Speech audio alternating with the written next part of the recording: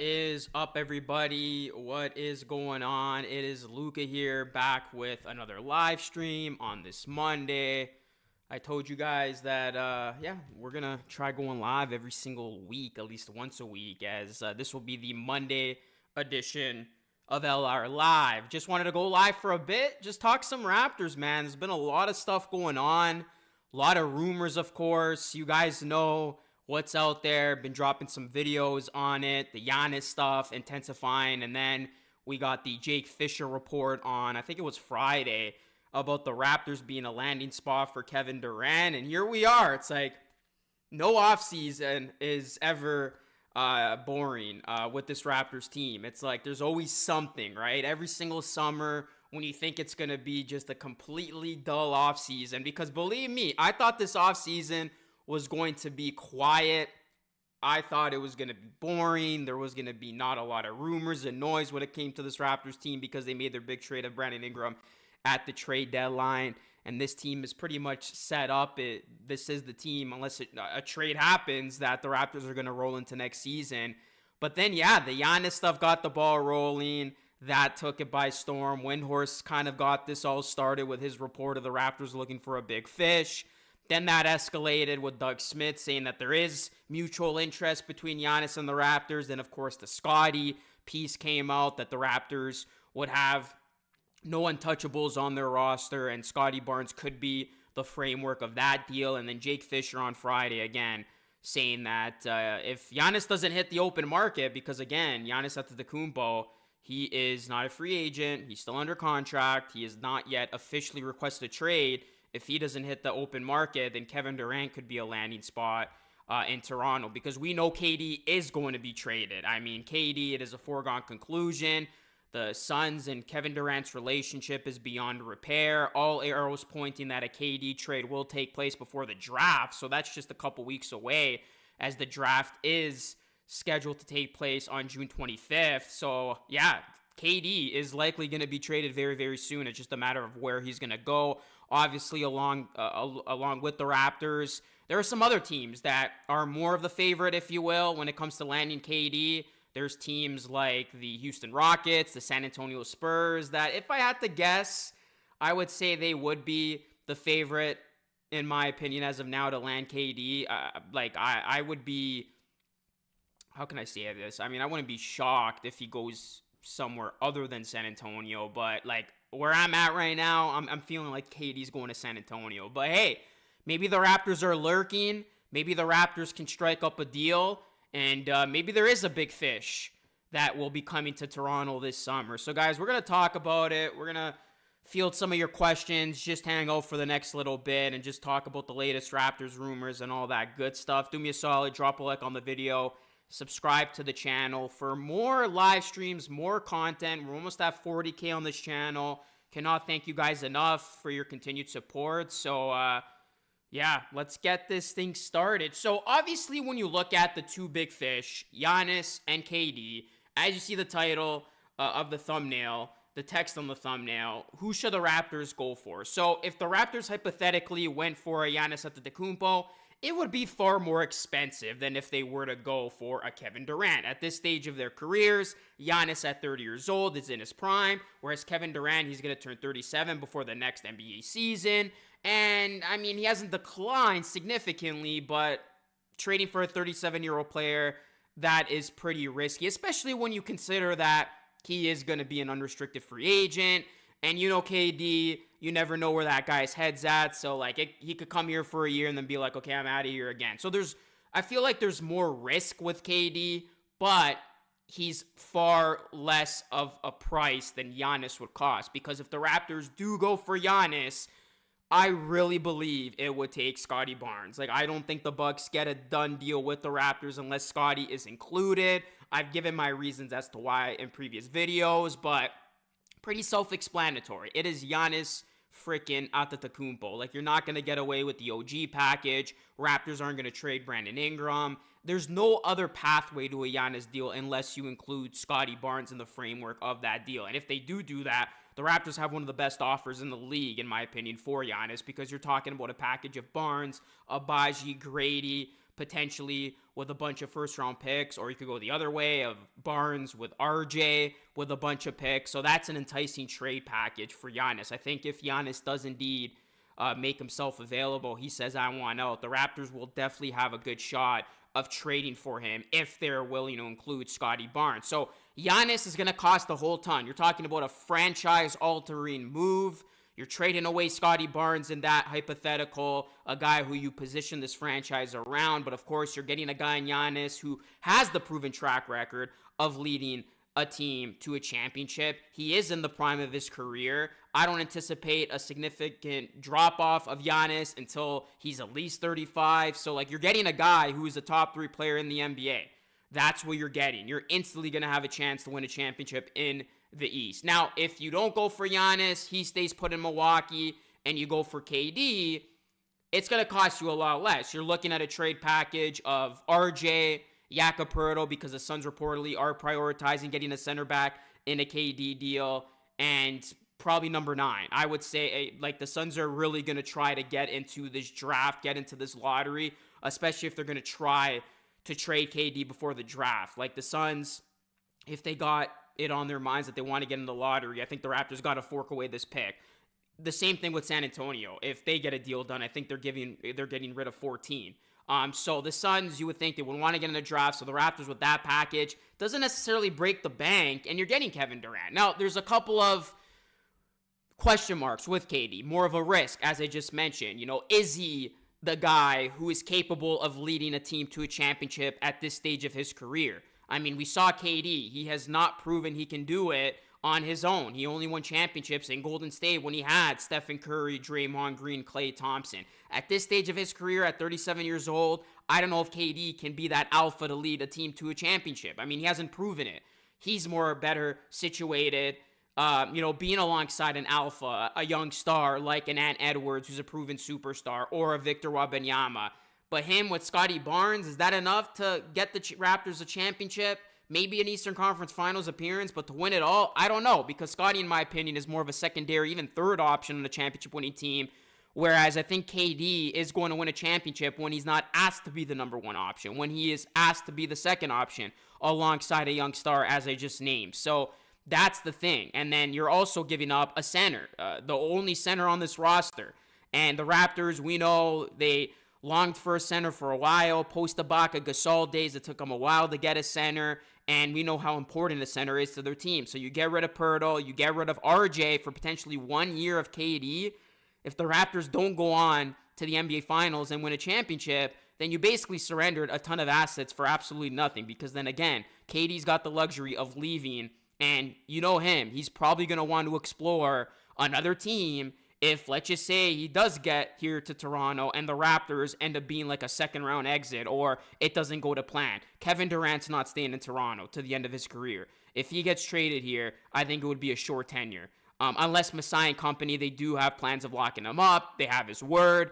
You would hope that's the case, but there still is a risk of him being an unrestricted free agent. And again, you don't know if he can lead your team at this stage of his career at 37 years old. You're giving up assets in RJ and Poeltl. And then all of a sudden, you got to go out and get a center. And then you have, BI, KD, Scotty. I think KD with Scotty will be a great fit, but with him and BI, maybe a little bit redundant. So there's pros and cons to both trades here.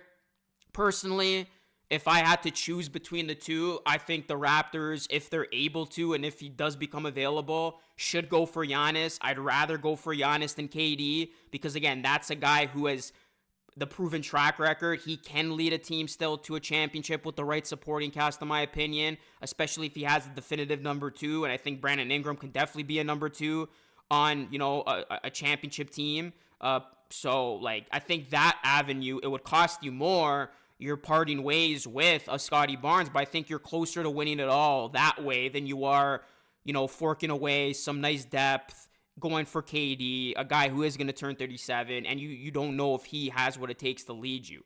Because I don't think KD's a number 1 anymore. I don't. I think the only way he goes on to be just a vital, vital piece is he goes to a situation that was similar to Golden State's situation, where he had just such a great supporting cast. Curry was that one, and it took a lot of pressure off him, and he just dominated as that number 2.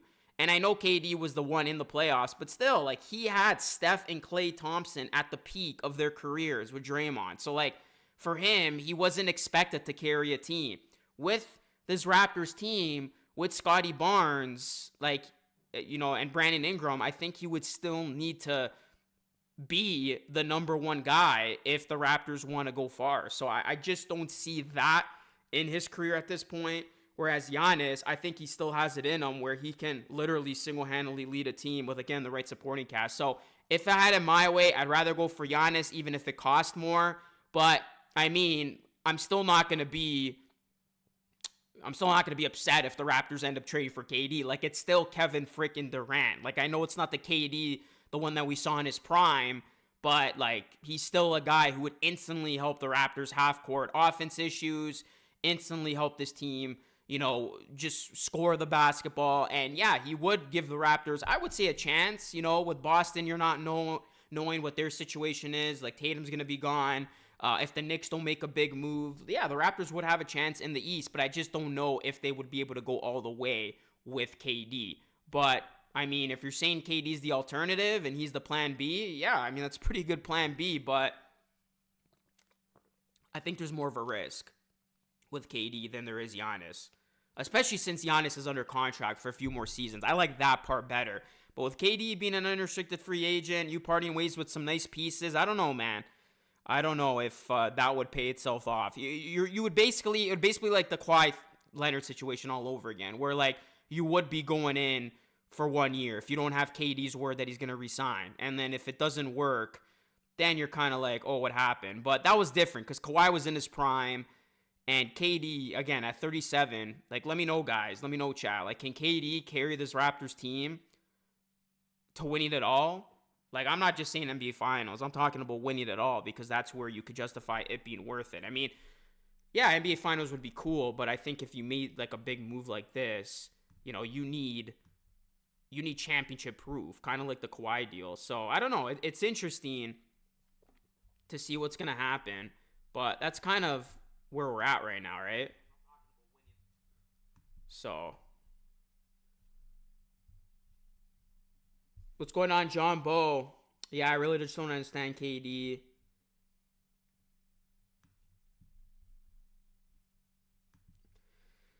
Hit a like, guys. Subscribe to the channel. Let me know your thoughts. I'm just worried no center. Yeah, that's the thing. Like, you're losing your center if you trade for Kevin Durant, right? So,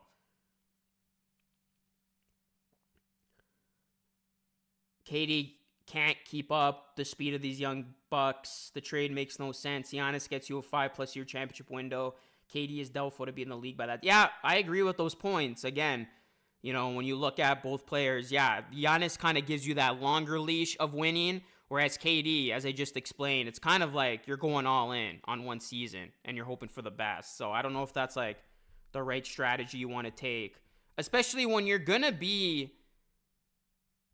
You're still going to, like, obviously you're not going to gut your team as much with a KD trade, but you're still going to fork over your center, right? You're going to fork over your center, RJ, who's the younger player who can still get significantly better, and that draft pick, right? In this hypothetical, you're giving up a center, the younger player in RJ, and number 9, which can turn into something. So,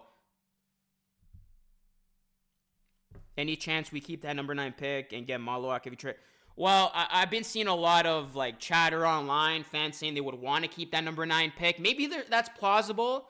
Maybe the Raptors can get away with giving up their 2026 first-round pick. I would definitely rather do that because I think if you are going to trade Pirtle in this hypothetical and you're able to keep number 9, you can use that to draft the center. So at least you're not completely screwed. But as I stated before, if you're the Suns and you're particularly looking to make this deal before the draft, I'm thinking if the Suns are trading KD, they're going to want to get in this lottery. Like, they're going to want to get a young player sooner than later. So that's why I said they probably do want number 9. But hey, if there's a world where you can not sacrifice number 9 and let's just say, yeah, you give up 2026, I'd rather do that for sure because then you can use number 9 to draft the big. Hopefully Malawak drops or you go Queen. And then you would still have to go out there and get a veteran big because I don't think either of those guys can start That's a lot to ask of them, especially if you're trying to win a championship. So you would have to go out and get a veteran center still, but at least you do have that young center, and you're not completely screwed with your center depth. So yeah, I would definitely be inclined to that if there's a pathway where you don't have to trade number 9. Gwen says, y'all tripping. KD can still give it 30. Yeah, listen, I'm not denying it, Gwen. Like, KD, he has not significantly fallen off at all. Like, you can say he hasn't dropped off. Look at his numbers. But my only issue with him is I don't know if he can carry a team to a championship. He has not proven it. Giannis, to me, is more of that alpha number 1 than KD. I know you can say, Giannis hasn't gone out of the first round of the playoffs in 4 years, but he hasn't had the right supporting cast, and he's proven in 2021 he was able to. Whereas KD, like, I know their team was a mess around him, but him with Booker, they didn't get past the second round. So, like, I just find it hard to believe that, like, KD is going to lead a team to a championship at this point. And he's going to be asked to be the number 1 on a team with BI and Barnes. Again, I think those are second and third options on a championship team. So that's what it is, right? Unless KD completely turns back the clock and he can prove it in a weak East. I'm not saying he can't, because what is going to be going for him, unlike his Phoenix Suns tenure in the West, is the East is going to be way more easy than the West, because you're going to have the Celtics undermanned. The Bucks are probably going to take a step back. Maybe the Knicks don't make a big splash. So yeah, you have a pathway. And, KD, maybe he can dominate in the East. That's a conference that he has never touched or played in his career. He's always been in the West with OKC, Golden State, and Phoenix. Or sorry, he was on Brooklyn. What am I saying? But when he was on Brooklyn, well, that's the thing. When he was on Brooklyn, I'm trying to remember who were the teams, right? Like, it was Philadelphia, who hasn't been to a conference final since 2001, and Milwaukee, and he still couldn't get it done. That Bucks team, led by Giannis, beat KD and beat that KD and Harden team with Kyrie. I'm trying to remember who was hurt that series. Was it Kyrie or Harden? One of them were out. I think it was Harden. But there you go. So that should just further validate that Giannis is more of the alpha than KD. And now we're talking about an older KD. I don't know if he can get out of the East. I just don't know, especially when you still have the Knicks, this Pacers team. Yeah, like, no Tatum is big, but I think it's a lot to ask from KD at this point.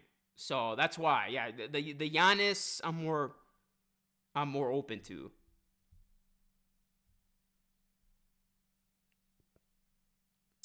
Raptors champs, yeah, Ryan Nembhard for workouts. That would be a solid pick. Remember, Raptors could have had Andrew. I think Andrew, went 1 pick before their pick, and then they took Koloko that year. So that'd be great. But I wouldn't use, that's more of a second round pick. You're not using number 9 on Ryan Nembhard.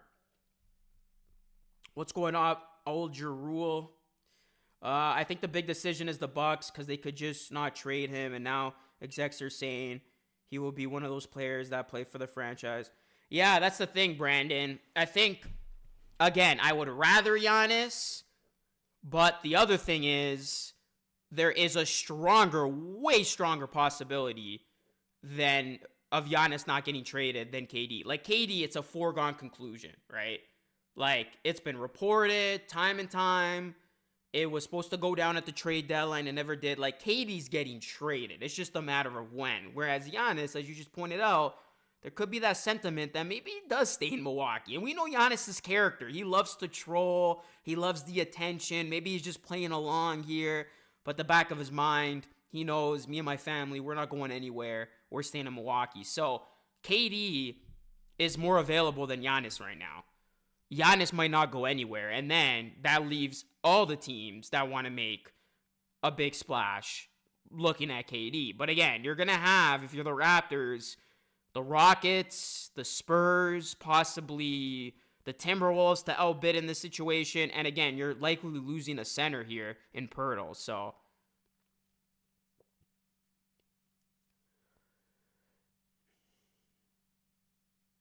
Yeah, I agree, Rue. Any chance we stay pat and just continue? Well, that is a strong possibility too. I think what's funny about this Raptors team is they're always in these big rumors. They're always linked to big stars. Remember those summers in the past where it was KD for Scotty a couple years back when KD was younger in Brooklyn. Then it was the Damian Lillard summer where you literally got the noti from Shams and then he quickly deleted his tweets. So it's like, this ain't new. The Raptors are always finding themselves as the main character when a star becomes available. But there's very well that possibility of nothing happening, as the track record suggests. That's a strong possibility, and this team just running it as is. Like, we literally had 2-3 summers of that, especially when Siakam, Fred, and OG were still on the team and their future was in limbo. And we all thought, is this going to be the summer where big trades are going to happen? And it never happened. And they weren't able to get KD. They weren't able to get Lillard, and they ran it as is. So there's a strong possibility this team can just look at the current situation. Giannis doesn't become available. KD is traded to San Antonio. The Raptors don't want to give up pieces for him, and they just run this team as is, and then they reevaluate at the deadline. So I wouldn't be surprised if that happens. So really, like, if you had to bet on something here, I would probably be more inclined to betting that the Raptors do nothing than something. But if they do end up doing that something, I think they will be going big. I think it will be for a big move because I do think there's a lot of pressure on Masai. It's a contract year for him. He's feeling it. There's no more patience, or there's no more, leash, it seems, of having another lost season or having another disappointing year. So I think if Masai can make something big happen that puts this Raptors team back in playoff contention, he will do that, as we saw with the Brandon Ingram trade. That seemingly came out of nowhere, right? All of a sudden, you have this rebuilding Raptors team. You're thinking, oh, they're going to run the course. They're going to stay patient. And then all of a sudden, I think it was Jake Fisher who first reported it, Raptors are interested in Brandon Ingram. And then it happened. So I do think there's an opportunity, but don't be shocked if, the Raptors just don't end up doing anything because of how the market ends up panning out.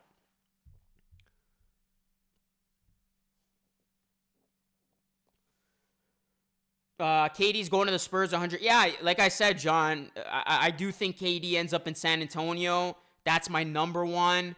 Outside of that, I think the Raptors are kind of in that like secondary conversation with Houston and Minnesota. I think the Raptors would be there, but I think like it's San Antonio here for KD, and then the Raptors on those other teams like right below them.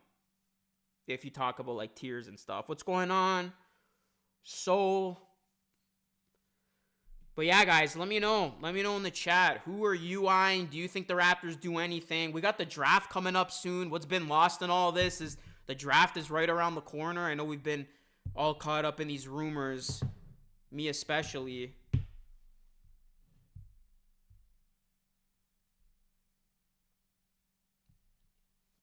So, yeah. I got a message here from actually Raptors Brazil. Shout out to you on X. He asks, would you do RJ? Oh, this is interesting, and I'm glad you brought this up. I don't know if you're still watching, but shout out to you, bro. This is actually interesting, and thank you for bringing this up. So, Raptors Brazil asked, would you do RJ +9 for Cam Johnson +19? And this is something that I talked about the Raptors Nation podcast. Would you guys do that deal?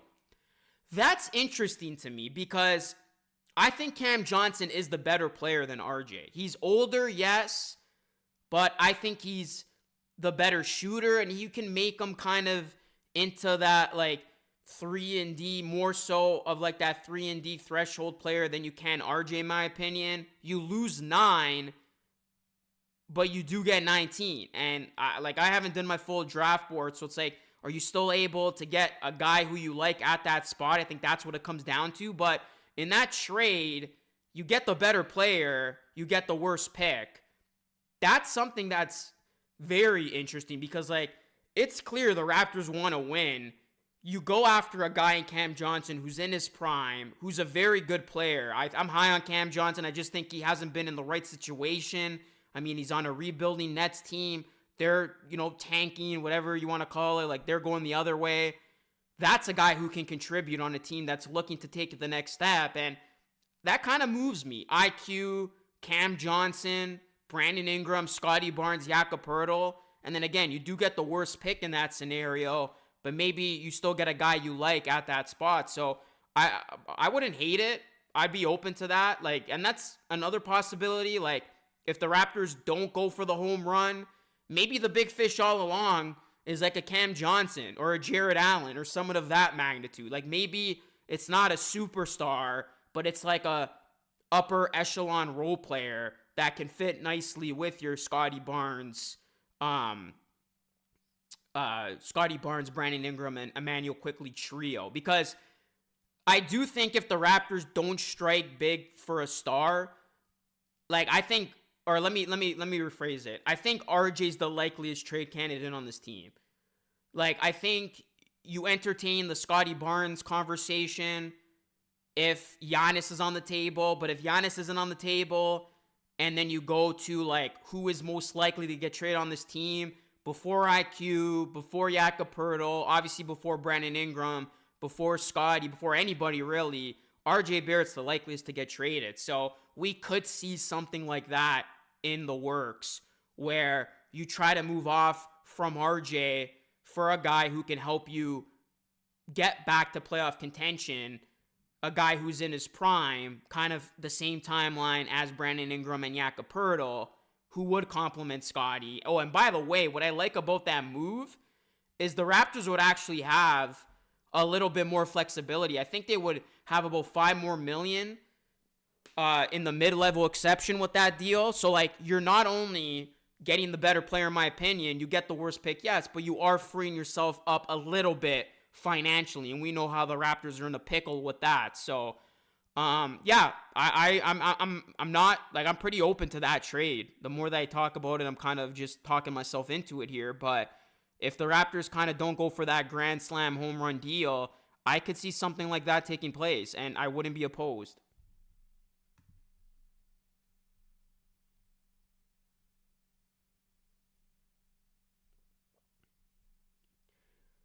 Celtics made Drew Holiday available. Giannis and Holiday to the Raptors. Any chance? Says David.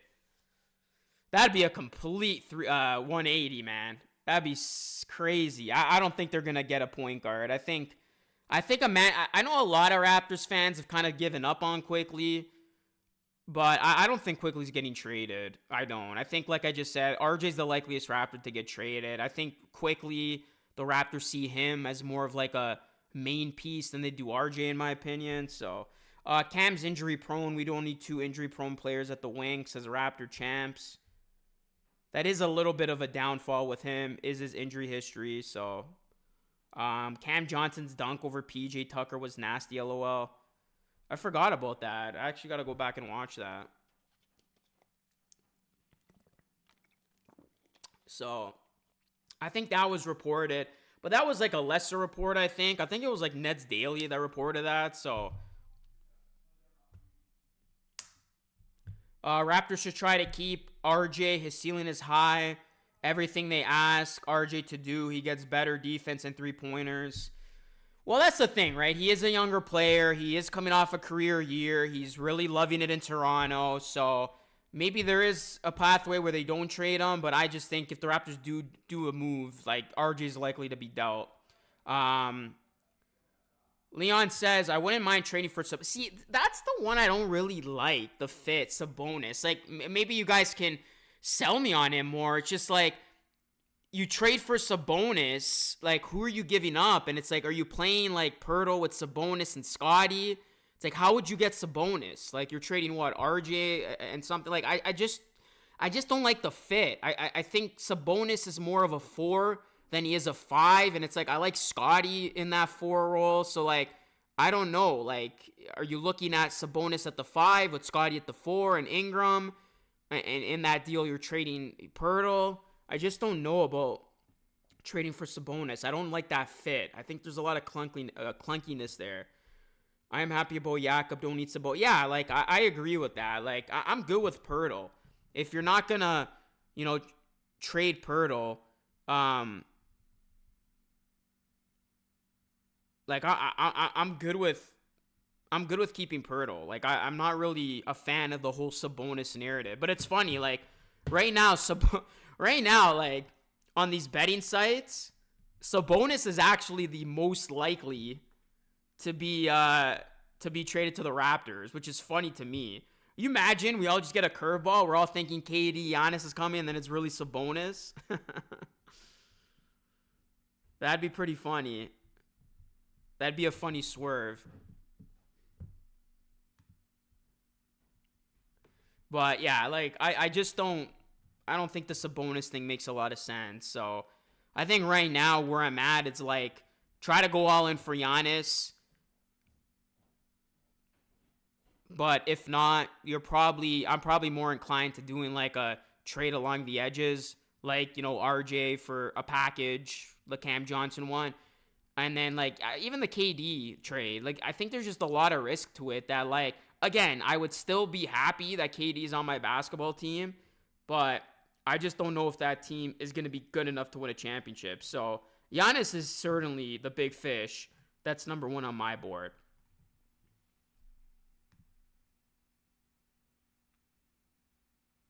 No way we going for Sabonis, says HY. Luca says, don't underestimate that move. For Sabonis, I don't know. Try selling me on him, man, because right now I'm not liking that. I just don't think that's a good fit. Sabonis, Scotty, like, I just don't think that puts you over the top. But I haven't really fiddled with the trade machine for Sabonis.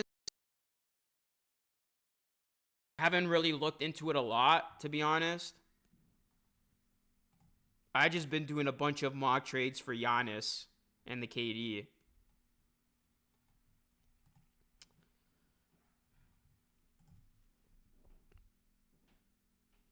What's your Cam Johnson package? Any way we can get something for quickly?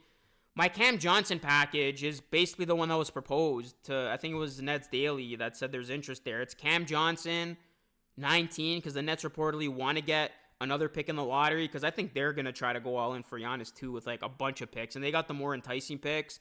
But it's Cam Johnson, 19 for RJ and 9. Giannis championship pedigree has heart. Sabonis, I don't see one player on the Raptors I would trade for Sabonis. They probably just going to draft a Sengu and trade Ochai for another big. I mean, that's probably the more realistic Raptors offseason true baller. It's like expectations versus reality. It's like that meme. It's like expectations. We're getting KD, we're getting Giannis, and then the reality of it, I wouldn't be surprised. Yeah, Raptors get a Sengu, and then they trade Abaji for another big. That's the thing, right? When you look at the Raptors, they're actually like, they got a lot of options in terms of trades. Like you got Grady. Like I think they might end up trading one of those guys, because right now you got Grady, Jacoby, and Abaji. Like I think they're gonna move off from one of those guys, and Abaji or Grady would be my answer. I think Jacoby's not going anywhere, and nor would I want to see him go anywhere, because I'm actually the highest on Walter. I think a lot of people would agree with that. So yeah, maybe you try to move a Dick or Abaji for a big. And then in terms of something for quickly, I don't see the Raptors trading quickly. I don't know. I think I'm a lot higher on quickly. Like I'm willing to give him another season. Hopefully he can stay healthy. That was the biggest thing for him. He wasn't able to stay healthy, but I'm still high on quickly. KD for Ingram, Lawson, Castleton in the 9th. The math work. Well, that's just dumb. I mean, why would you trade Ingram?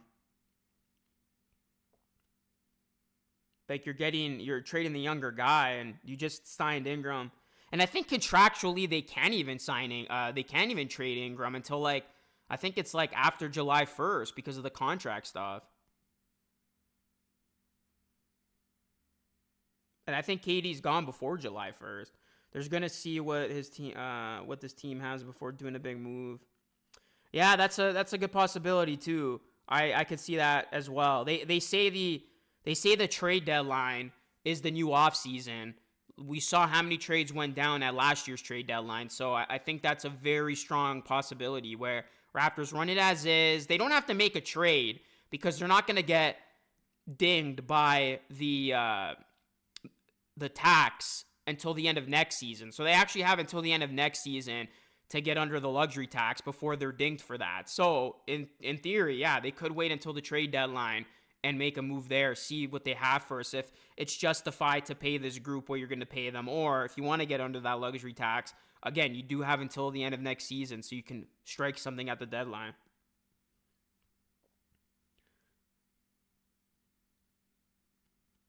Yeah, I gotta see. I forgot what it was, but he can only be traded after a certain point. So you wouldn't even be able to trade Ingram now. RJ and Abaji for Lauri Markkanen. Lauri Markkanen's intriguing, and I think I saw something the Jazz are open to moving on, but I think there'll be a lot of interest for Markkanen. You're gonna have to beat out a whole ton of teams for him. Ingram shouldn't be a thought. I think Pelicans willing to trade Herb Jones. Herb Jones is another interesting target. That's a guy I would love on the Raptors. That actually moves me. Quickly, Jones, Ingram, who obviously he's played with the Pelicans, Barnes and Pirtle. You trade RJ and someone else to get him. Yak is unplayable at the end of games. Sabonis would open the floor a lot and is more mobile. I just don't know if it's enough. That's the thing. Like, does Sabonis really rise your team ceiling? Like, listen, I like Sabonis. I like him. I just don't think the fit is really a good one. Like, I just don't like the him and Scotty Barnes fit. I want Trey Murphy on this team more than a star. I think Trey Murphy and Herb Jones are two guys that are very intriguing targets for the Raptors. If you can package RJ, like get a RJ Barrett package going for either of those guys, like I'm actually down for that. And I think the Pelicans are going to be aggressive. I could see that team make a lot of deals. Because I really don't know what the hell the Pelicans are going to do. Like, are they going to rebuild? Because, like, Zion, like, he's kind of done. I don't want to say done, but, like, he's so injury prone. You can't trust him. And it's like, I think they're going to shop a lot of guys. They might look at the next year's draft, which is stacked, by the way, and say, you know what, let's just do this all over again. But who knows? But I just know there's going to be a lot of interest for Herb Jones and Trey Murphy.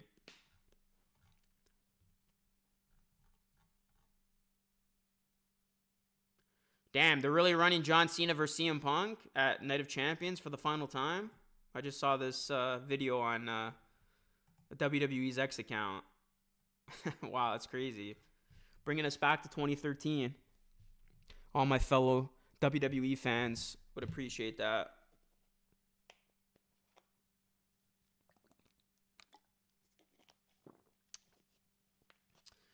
But yeah, there's a lot of guys. We could see a lot of movement this summer as well. Like just league wide. Not even talking about the Raptors.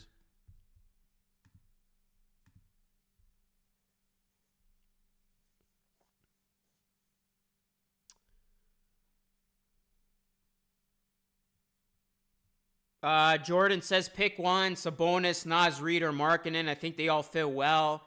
I would pick Naz Reid. I love Naz Reid's game. I think like a stretch five is what this team needs. He's a guy who can hit the three. I really like Reid. So I'm actually picking Reid. And I think he's more attainable than a Sabonis and Markkanen. You're not going to have to, fork away a whole ton. Actually, isn't Naz Reid a free agent?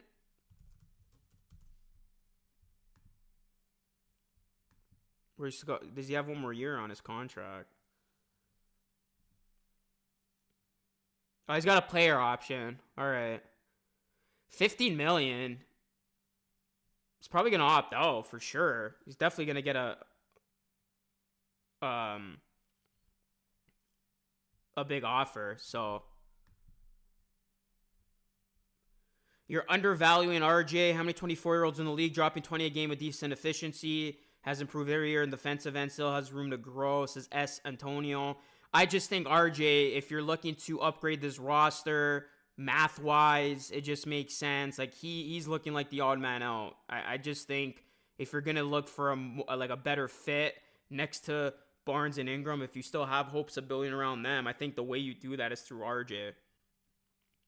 Zion's cooked, too many off the field issues. Sabonis is a downgrade for us compared to Yax's Brandon. What is the MLE that? I don't think they would be able to make a run at Nas. There's no way the Raptors are going to be able to afford that. Yeah, Nas is going to get a bag, man.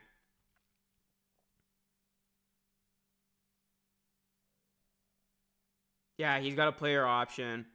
I mean, the Wolves should definitely do whatever it takes to bring him back because that's a big reason why they made the cat trade because they were betting big on Nas Reed of kind of like filling in that role.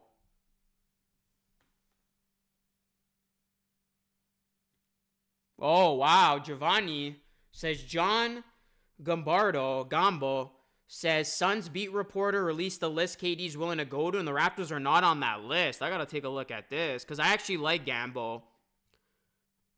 He's actually pretty spot on with his reports.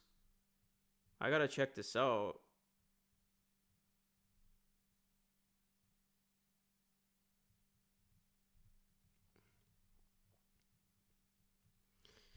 Let me see. Where did he reveal that? Because I'm on his X right now. He hasn't tweeted in a while. He hasn't tweeted in 3 days. Unless, was it a piece he put out?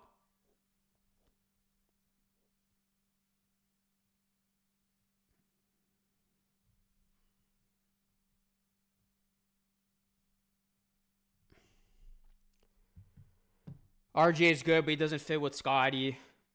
What about throwing the Fulham elite at Alexander Watt? Yeah, you know that Nikhil might actually be an option. Did you see the video of Twitter? Giannis smirking when a fan in Brazil. Yeah, I did see that, Eric T. That might be a bit of a reach, though, bro. Like, honestly, it was such a pixelated video. I mean, he was smiling. How big of a smile was it? I guess you could say he was smiling, but I think that was a big reach. I don't even want KD. Who cares? Wolves can sign and trade Nas Reed for IQ because Wolves need a point guard. I saw it on A&M Hoops video. Well, I don't know. I haven't seen on his X. If I'm the front office, my feelings not hurt. Probably saw the NBA Sentinel fake. Yeah, don't get Sentineled, guys. But what Eric T is talking about, there's actually a video. Somebody in Brazil took it, and like somebody's mentioned Toronto, and then you could see like there is a bit of a smirk on Giannis's face.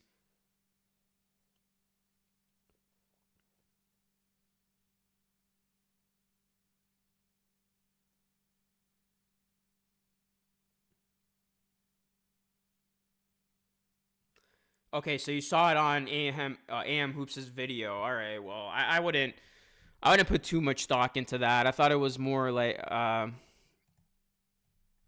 we'll see, right? KD, I'm pretty sure he praised Toronto in the past. Can we get Kuminga somehow? That's a player who I think can be like a very big piece on a championship team, almost like an Aaron Gordon level of like importance. And it's interesting to see what the Warriors are gonna do because I think for them to get better, maybe potentially add another big name, they're gonna have to part ways with Kuminga. 9th pick is gonna be huge. I'm still hoping it's Malawak. Like I said, like Malawak's my no-brainer. I'm hoping he falls. That is my no doubt about him pick.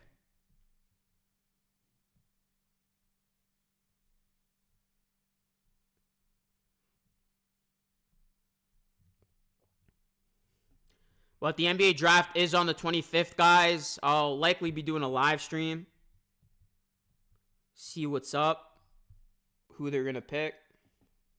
Yeah, Malawak's definitely not falling. Well, listen, bro. Let me have my false hope. Let me be delusional.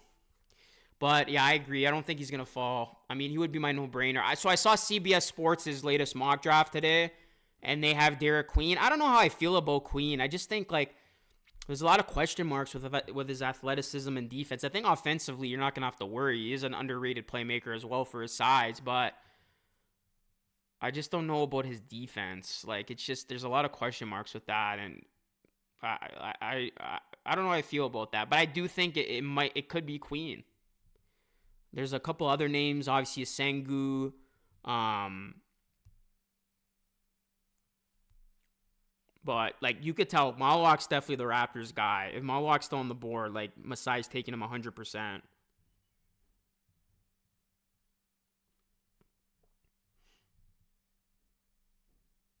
Yeah, Leon says Malawak or Queen.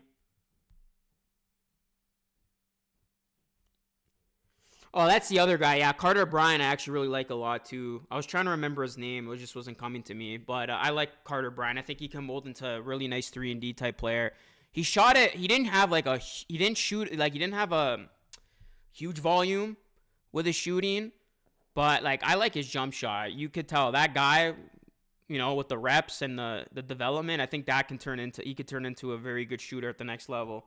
Um, 3-team trade. Raps going to say Utah. We get Kuminga. If Malawak Fears are off the board at 9, I think Fears is going to be off the board.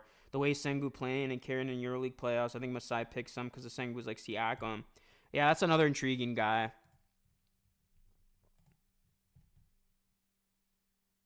Yeah, Carter Bryant fills that OG role. That's what you would hope with him.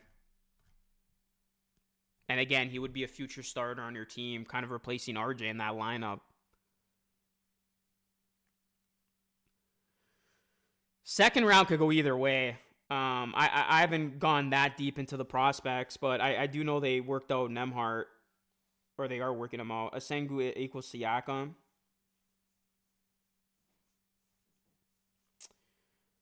Yeah, there's the whole thing about the deportation. But that was from April 7th. I think he's good. I feel like it would be more of a story now that we're closer to the draft. So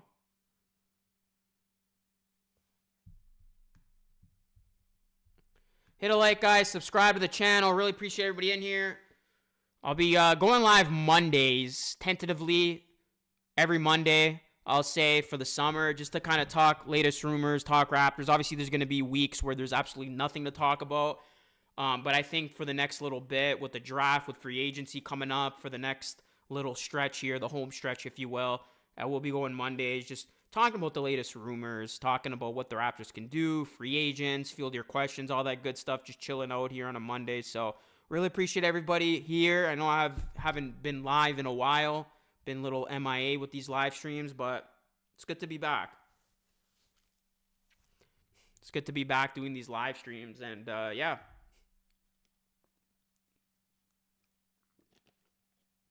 See what happens, man. I think like once the NBA Finals concludes, wait like 4 days, and I think mayhem's gonna ensue.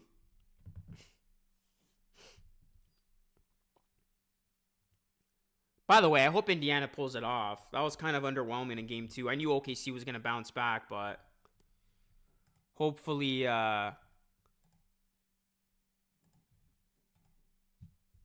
Indiana wins it.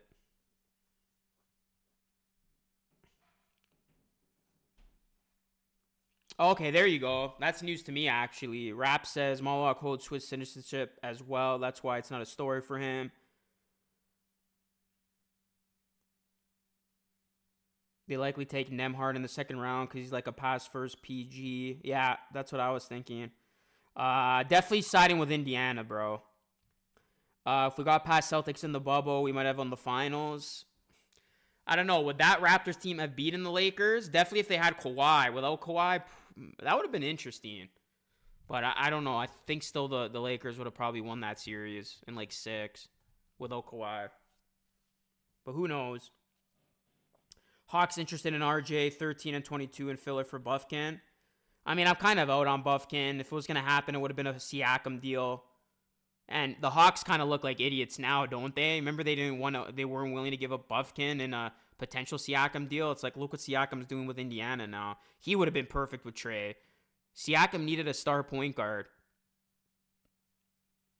Hey, what's going on, Michael? I'm doing well, man. How are you doing? Second round center with the 39, says Mel.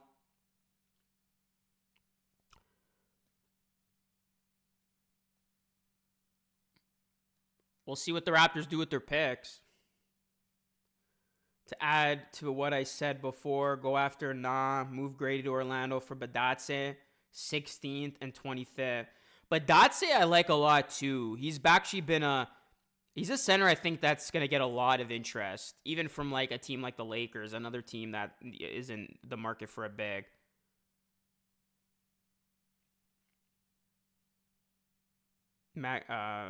Renaud for 39.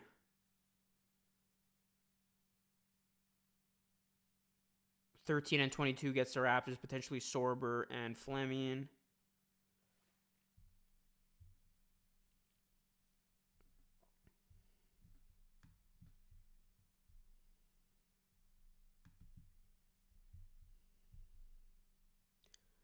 Yeah, but that's his nice. I think he would be a nice addition. That's the thing, guys. Like, if the Raptors don't end up getting a big star, like, what are their alternatives going to be? I still think they will make. I think they still will be in the market for, like, a center. Maybe they trade RJ this summer. Or they do absolutely nothing. But the Giannis rumors have very much quieted compared to a week ago. Because obviously we don't know what's going to happen with him. Did you guys see that video too? Giannis he slipped. He tried to go for a dunk and he slipped. I mean, that's not what you want to see as a Raptors fan who wants to trade for this guy.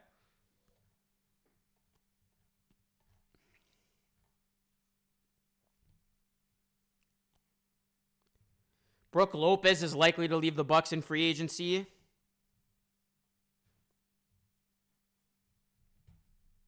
So that's a veteran big who could be on the market.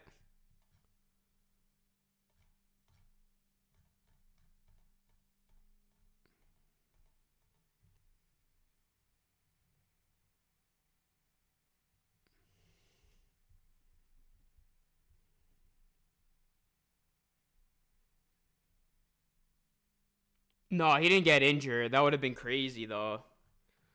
He just, like, took a bad slip. You could have easily tore something.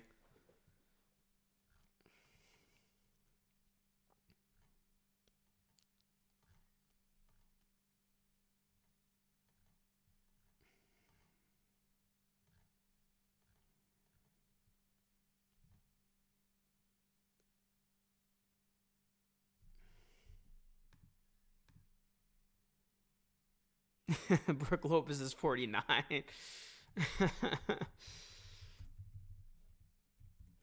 Chill on the Brook Lopez slander. Yeah, he is 37. I mean, he's still not useless though. Like that's like a veteran big on a championship team. Lopez is washed. I think they will wait till the trade deadline. We need to see all these guys healthy. That's the thing, Mel. And like, a part of me is like very interested to see what a healthy Raptors team can do with Brandon Ingram. Because like even this past season, guys, like it was a wash, right? Like so much of like, oh, should the Raptors just shut it down and not play? And like guys were in and out of the lineup and injured. Like even like that sample size of IQ, RJ and Scotty and Pirtle, we haven't really seen for a substantial amount of time. Now you're having Ingram, so there is a lot of intrigue to see what a fully healthy Raptors team can do, just because of how like in and out things have been the last 2 years.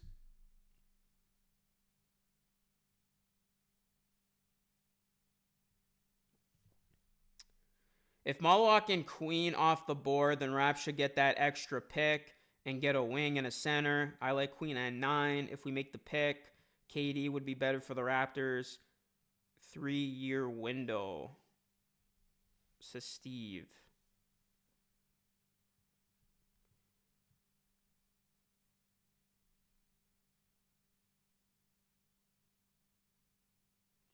That's if KD stays with the Raptors that long. Is Walter capable of running the point? If so, he and Nikhil would do great off the bench along with Abaji. I don't think he can run the point, but you're forgetting about Shed. I don't think Shed's going to all of a sudden fall out of the rotation. You kind of punt on Grady for Goga and 2 more picks.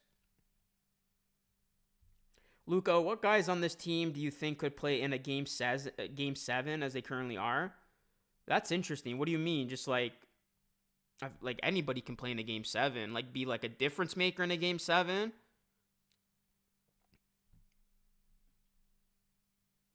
I would say, I mean, it's kind of tough. Like I would hope Scotty. Quickly, but like, yeah, you got to define like what you're looking for. Like a difference maker, like a guy to get you over the top in a game 7. Like I would probably just say like Bi if he's healthy. To be honest, like that's the guy who you're gonna have the ball in his hands anyway on this team. Like to me, Bi is the closer of this basketball team moving forward.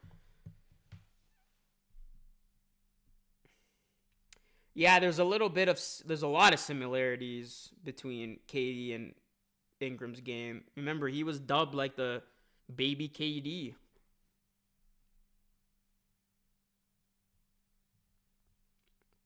Raptors will for sure make a major move. Just look at the money. I can see the Cam Johnson. Yeah, well, I talked about that earlier, Steve. I'm actually open to the Cam Johnson move because it does save you a bit of money.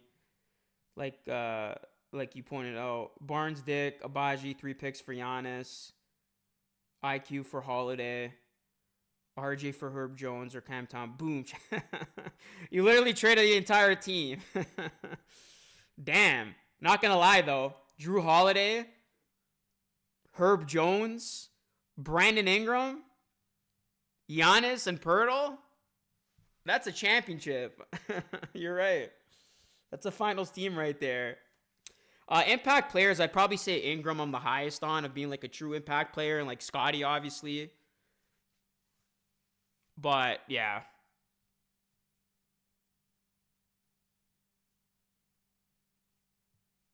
Cam Johnson doesn't move the needle. Well, you wouldn't need him to. He would just be like a piece. Um, it's so tough to say with all these guys being so young. You know, with Shed as like a 15 minutes guy. I do think Shed can be this team's backup point guard. I think Jacoby is like a sixth man potential starter. Abaji, I'm not entirely sold on just because his shooting was kind of up and down. I know he took a big leap this past season, but I got to see it again. Mobo showed us a lot of good stuff, but still like not definitively sold. But I am pretty high on, I would say, Shed and Shed and Walter as like consistent bench guys on a team that's looking to go for it and win. And then obviously your backup center is a mess right now. You don't know who that's going to be. Chomsky's nowhere close still. So that's what you're hoping to address in the draft or maybe through a trade. Grady, I still have my doubts as well. I got to say, Grady, like, I know he started strong, but his shooting is just wildly inconsistent. Defensively, too, just didn't really make improvements on that end a whole ton. So I got my doubts with him as well. So I would say Shed and Jacoby I'm the most high on in terms of the bench guys. And then with the starters, like I said, I'm higher on IQ than I feel like a lot of people are. I'm probably a little too high on him. RJ,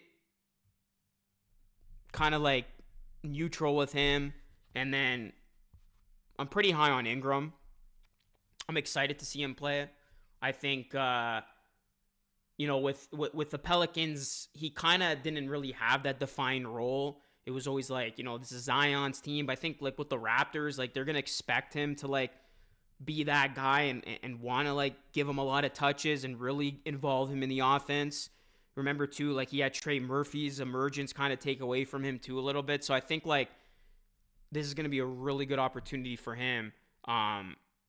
And yeah, you hope it just results in him having another all-star campaign. I think there will be an opportunity, especially with how weak the East is going to be. A guy like Tatum being out, we could see Ingram return to the all-star conversation.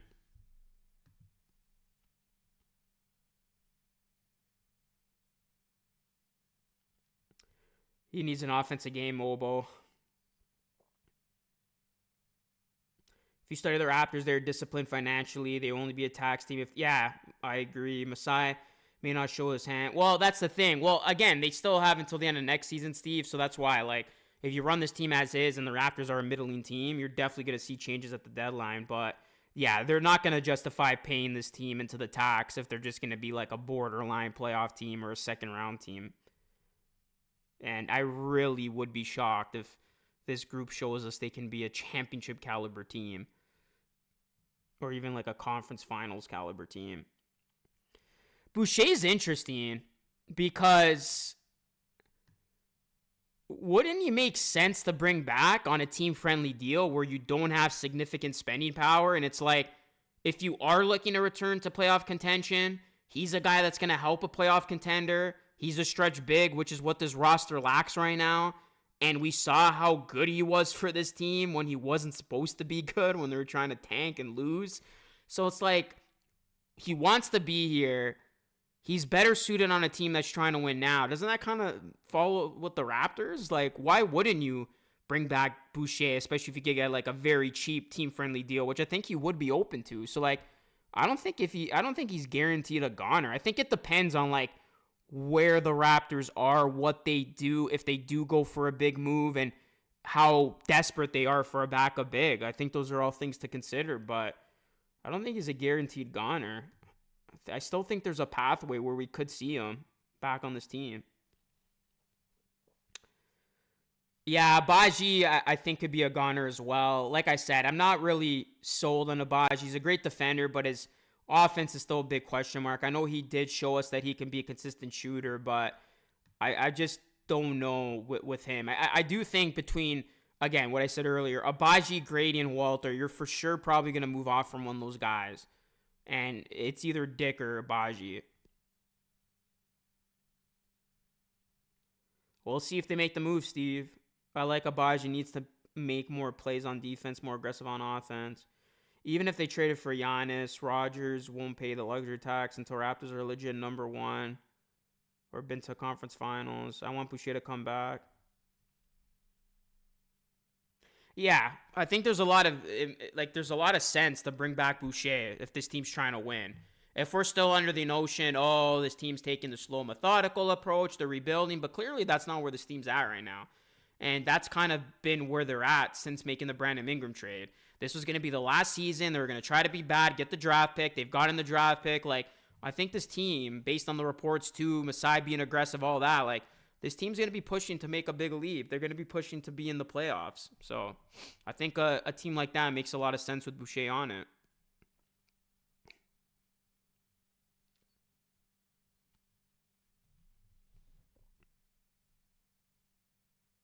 They said Pacers will pay tax since 20 years for signing Miles Turner.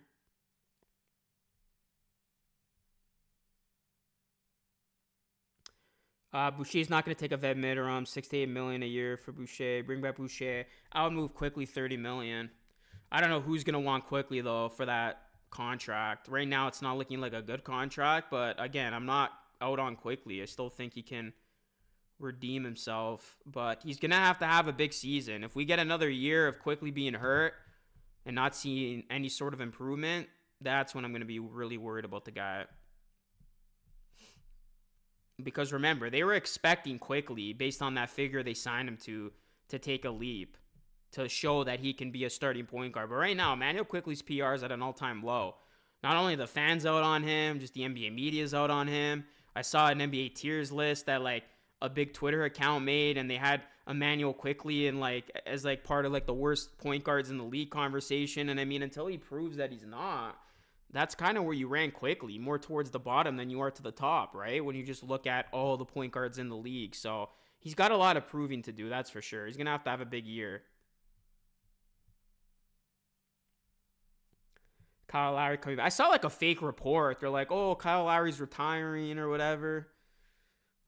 It's like a fake Facebook page or whatever. Sign and trade Naz Reid for IQ. But with the Wolves, I know the Wolves need a point guard because Conley's old, but like, do they really want IQ? Like, I don't think he's got a lot of value right now in like trades until he can show he can be something.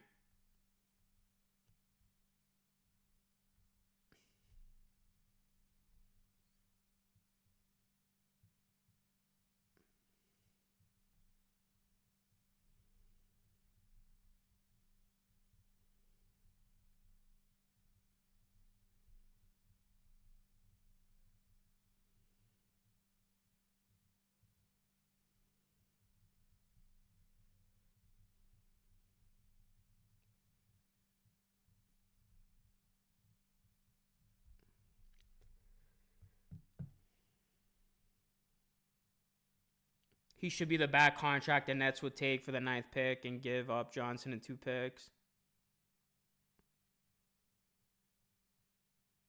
It was a buy low opportunity on Ingram, IQ like Ingram was. Raptors should target Morant.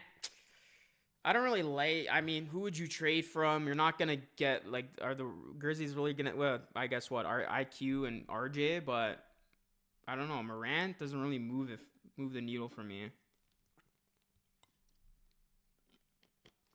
But you could say like Scotty needs to play with a star point guard, and if you are looking to make an upgrade at point guard, Ja could be a name out there. LaMelo, Trey. But I just don't see any of those guys being moved.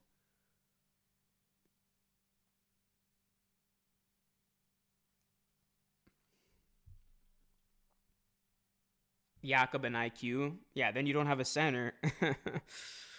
Right now, Jakob Poeltl is very valuable on this team just because of the lack of center depth that they have. Like, he's like, if you're looking to win, you need Poeltl. Like, we see how important he is on both ends. Like, a healthy Raptors team is that more dynamic with Poeltl. I know, like, he's not the floor spacer you want him to be, but right now, he's got huge value. And, like, to lose him, it kind of, like, disrupts things. That's why I'm not really a huge fan of the whole, like, trade Poeltl and RJ for KD, because then you're without a center. Unless you have a good plan to address that center spot after. You might set yourself back big man wise if you trade your lone center. Remember those days, guys, when the Raptors lacked a center and they were like rolling out Kem Birch. That was some brutal basketball. It's like it was like finally this team got a center. Maybe a little too late, right? Because that was when they ended up losing in the play-in against the Bulls, where they had only half a season to kind of turn it around. And then Fred went to Houston, and then that team was never the same again, with obviously the changes that were made after, with OG being traded and then Siakam getting traded the following year. So I think there's a lot of value that Poeltl has on this basketball team right now.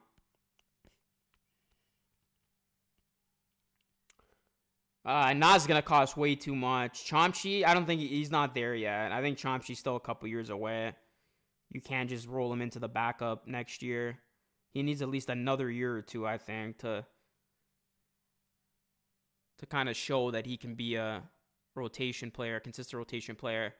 He's still super, super young. And I think that was a big thing, like, that hurt his development, unfortunately, about Ulrich when he got hurt. Yeah, like, that was a big, big missed opportunity. Like, who knows if the Raptors are going to have that again, because especially since they're trying to win, trying to push for the play, and they're not going to play Chomsky down the stretch of the season, whereas last season, they knew they were, like, packing it in. That would have been such great development for Chomsky. I agree. Like, huge, huge, huge opportunity there, and unfortunately, he got hurt. So that would have just sped up his development process, but I think that hurt him a bit because, he wasn't able to get those real game reps, which wouldn't have hurt your basketball team because clearly you weren't trying to win. But next year at that time, like, I would be shocked if the Raptors are, like, bottom of the league. Like, next year at that time, the Raptors are at least going to be in the mix for the play-in. They are going to play in meaningful games. At least that is the hope, barring major injury or anything like that. The East is not all that. We don't need to be a tax team. The better team construction needs to make some noise. Boucher should definitely be brought back. No Garrett Temple. We need that spot. Poeltl's definitely good, but we can do better. We need to stretch big. I'm all in for trading KD. So what's your plan, Tyler, of replacing that center void that you would have in that KD trade? Because we're assuming you're trading RJ, Poeltl, and number 9. The Raptors definitely need to address their center because you're not going to get away with playing. Like, you need a center. You're not playing. I know that's a big lineup with KD, Ingram, and Barnes, but you need a center. Like, I don't think you can get away with, like, having Scotty as your small ball 5, or even KD or whatever. So, yeah, like, you definitely need a center in that lineup, and ideally a stretch 5.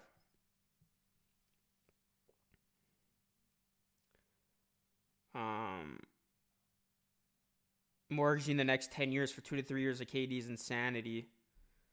Yeah, I said it before. Those of you who are, tuning in for the first time, I'm definitely much more inclined to trade for Giannis because I think your championship window is a lot more than if you trade for KD, who, again, is an unrestricted free agent. He can just leap to another team after next season.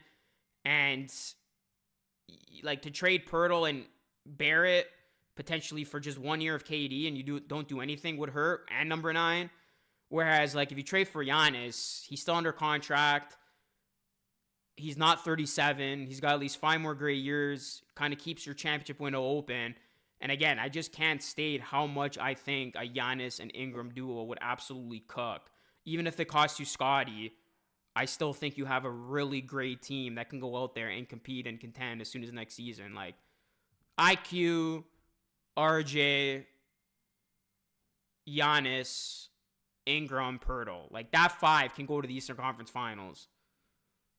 And you're still going to have bench depth. And Shed, Walter, Mobo can go sign some veteran guys, bring back Boucher on a cheap deal.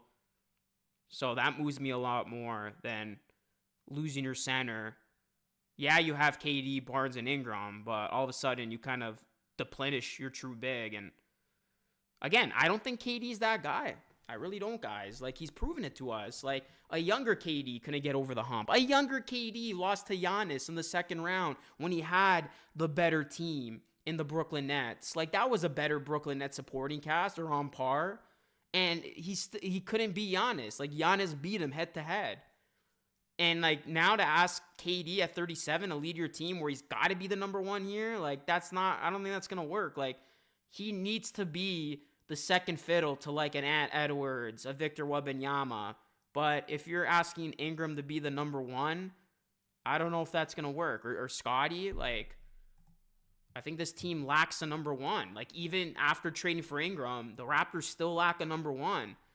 Ingram's not a number 1. I think he can at best be a number 2. Scotty's not a number 1. At best, he's a number 2, even 3. So I think if you are going to go all in, trade for the number 1 that you haven't had since Kawhi.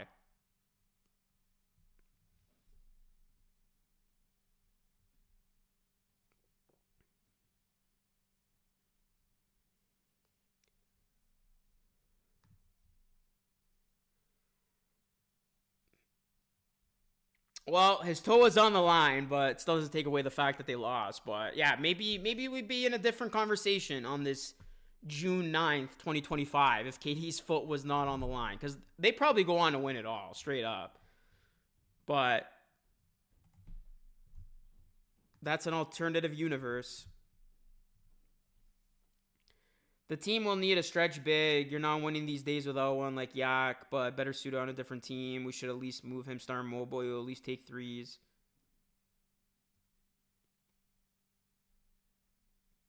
Kyrie and Harden were injured. I feel like there was one guy who came back for that game. I just can't remember. It was so long ago. I'm pretty sure, wasn't it Harden that suited up? They were just missing one, I think.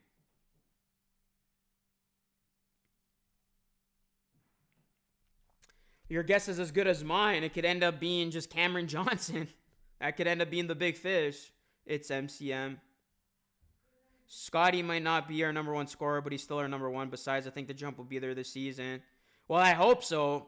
I hope he brings it, man. Because if after year 5 of Scotty, we still haven't seen that growth or that, offensive spark from him, then I don't think we're ever going to see it. Like, it really is a make or break year for Scotty, I think. So I hope we see it. I hope he puts in the work this summer. He has that work ethic and drive because defensively, he's as advertised. Like, he's solid. Like, he's going to have that upper ceiling on the defensive side. Just offensively, can he get that 3 ball to be, at a better percentage than it was? His field goal percentage was a career low. Like, those were the 2 big, concerns, right? His 3-point shooting, his field, just his shooting overall, his offensive numbers went down.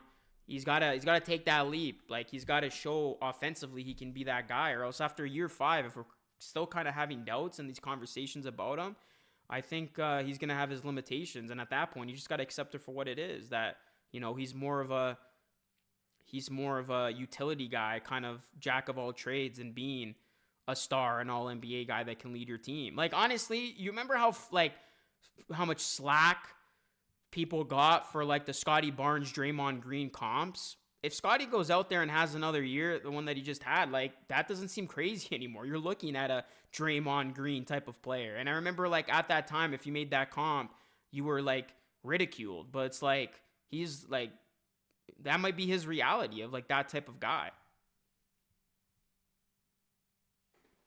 And like, that's okay. Like, every championship team needs a Draymond. So if Scotty's going to be the Draymond on this team, so be it. But you definitely need the right pieces around him to go out there and win a championship. But I just think the idea of like Scotty being that guy who can lead you to a championship, like, that's fading quick. I just don't see that anymore. I don't even see him being an all-NBA guy, if I'm being honest, like, at this point. Like, we're talking about one of the top 15 players in this game. I just don't see it. Like, I had a bet with my buddy, and I bet him that Cade was going to end up with more All-NBA appearances and All-Star appearances than Scotty. Well, Cade right now has 1 All-NBA to Scotty 0, and it's 1-1 right now in All-Star appearances. So, like, I think Cade and Mobley are going to end up being those big-time players. More so Cade. I think Cade's like a true superstar, but I would not have Scotty in that conversation right now. Like, Cade is, like, clearly the best player of the draft class, and he really showed us this past year. Are we going to see a similar leap from Scotty? I mean, I'm hoping, but I just don't see it right now.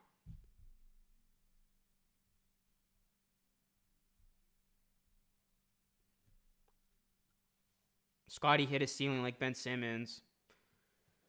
It would be deadly for a year or two, then what? We have to make the playoffs next season. Regardless, East is wide open. Scotty's too inconsistent. You just love Scotty. You don't see him as the All-NBA scorer. His overall play is All-NBA.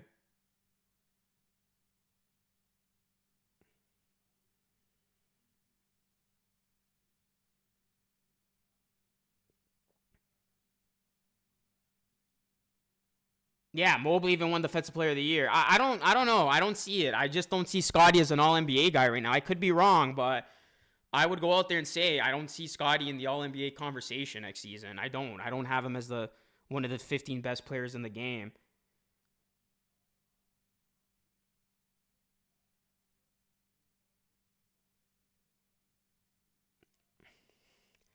Yeah, but like to be a superstar like Cade is, you got to have that offensive like spark, that offensive ability to take over a game. Yeah, Scotty can dominate with his rebounds, with his passing, with his defense. That's why I think like a far more fair comparisons like a Draymond Green. Draymond was, in his best days, the best defender on that team. A very great playmaker for his size, a great rebounder, a shot blocker. Like, that's Scotty. But, like, in terms of, like, an offensive upside, like a guy that you say, okay, like, go take over this game, go out there and win, go hit these threes, like, go hit these shots. Like, Cade is just in a different conversation right now than Scotty. Like, again, Scotty had a very off year with his offense, which is why we had these conversations, because, like, he did show us that he had it in him. I remember he had that solid stretch last year, the beginning of the year, when Scotty really burst onto the scene. I'll never forget, he had that one-on-one duel with Wembanyama, and he went off, hit the three, took over, went blow for blow with Wembanyama. And then it's like after Siakam got traded and we got the new guys here of after we got the new guys of OG, when OG got traded, when we got the new guys of Barrett and Quickly, Scotty's offense kind of took a back seat. And then we thought, like, we're going to see it this past year. But again, it was just very inconsistent. That 3-ball fell off a cliff.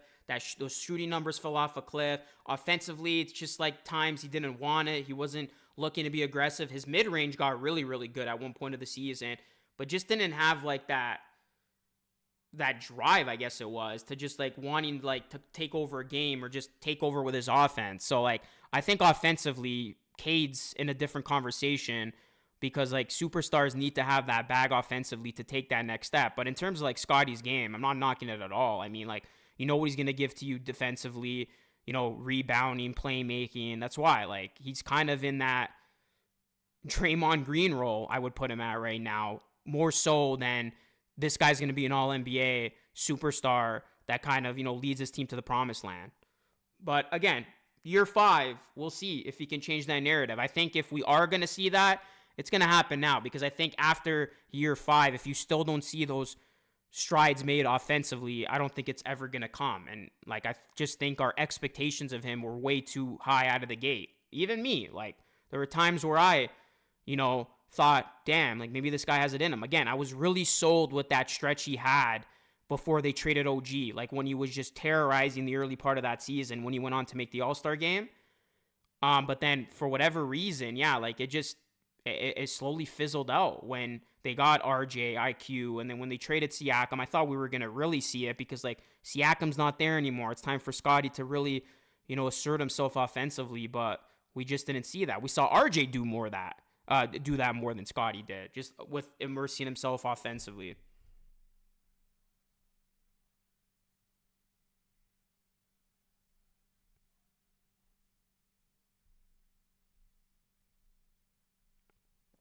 I'm not interested in Garland.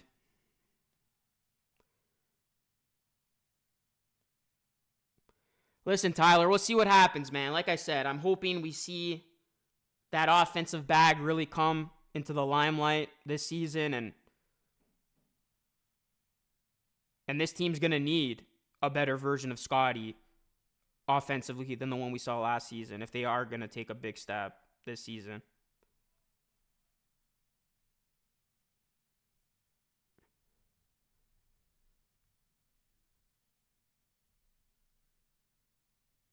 Yeah, no, I'm dying on that hill. Cade Cunningham's the better player than Scotty Barnes. Like, I think people who think Scotty's better than Cade at this point, you're just being delusional. Like, we literally saw what Cade did this past season, man. He had a borderline MVP campaign. Scotty takes too many threes. He needs to simplify his game.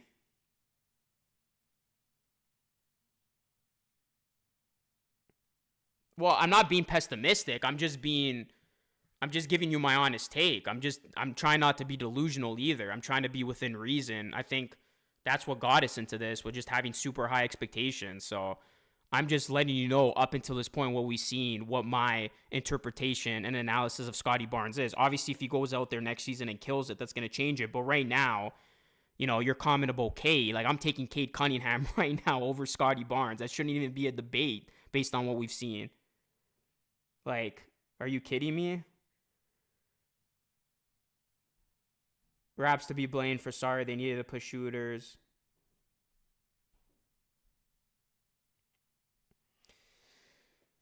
Sorry, they needed to put shooters around him, including a stretch big. Just poor roster construction for years now. Well, I mean, that could have been that was the issue too, right? With the Siakam. I always said it, man. And like, for those of you who rocked with me on my channel for a while, I was banging on Siakam. I said he was a number 2. He just needed that like star player next to him. Never had that. Raptors just kind of threw him into the fire. Okay, go be the number 1. But like, for those Raptors fans online saying, oh, they should have kept that group, number 1, you would have been in cap hell, because you had to pay all those guys, including Scotty Barnes' new contract, just to be a middling team. Siakam always needed that sidekick, that star. And like, we did not have Halliburton. Like, Halliburton is a star player. Yeah, you can debate, is he a superstar, whatever. I'll let you have that. But it's like, he's still a star. So like, Siakam always lacked that. Like, he had Fred VanVleet. I know he made the All-Star team, but Fred, compared to like a Halliburton type player, it's not even close. OG is like a third option. So like, you weren't going to work with Siakam as the number 1. The poor roster construction too did not help. Siakam he even said he wanted a stretch big to play with. He said KD and Miles Turner were his 2 preferences, and he got Miles Turner in Indiana, and look how great he's been. So the Raptors management deserves a lot of blame too, because I think like they really got away with not putting the right pieces in place and just hoping for the best, and that obviously got them nowhere. But in hindsight, the Raptors still had to make a decision, and they ended up, getting off of Siakam, VanVleet, and Anunoby. And I think it was time to, because that core hit its ceiling. That core was not going to go far. I know we see them go far now, but they're in far better situations. The one that they were in, they were not going to go anywhere. They were a middling team. So Raptors management, they chose Barnes, they chose the youth movement, they chose the rebuild, and that's where we are today.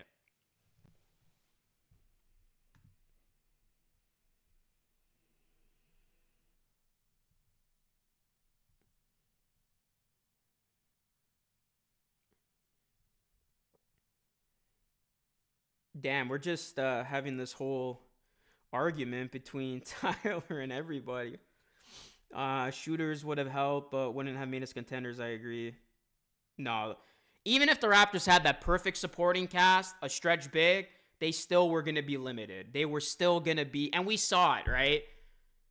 They they were like when they didn't beat the Celtics in the bubble. That was their limitation, and they had such a great supporting cast when you still had Ibaka, Gasol, Kyle Lowry, and you had your core of Van Vliet, Anunoby, and Siakam. That was their ceiling. It was a second round, maybe sneak into the conference finals team, but you weren't going to be a finals team, and no way were you going to be a championship team. So unfortunately, they were lacking that go-to guy that would have put him over the top, which is why, in hindsight, Kawhi, why the hell did you do this all dirty, man? Why the hell did you do us dirty? Because that team was perfect. If they had ran it back, guys, I wholeheartedly believe that Raptors team would have repeated. They would have beat the Celtics. I mean, they almost did it anyway with Kawhi. They would have easily gotten past Miami, with all due respect to Jimmy Butler and those boys. And then they would have beaten the Lakers. LeBron would have been in hell.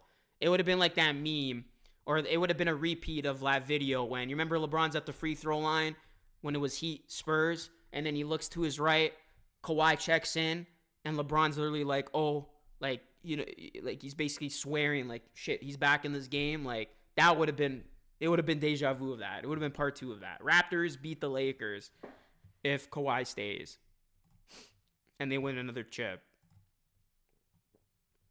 And I'll die on that hill. You guys know me. I know I can be delusional at times too, but I try to keep it real always. But that's one take that I've always, doubled down on over the years.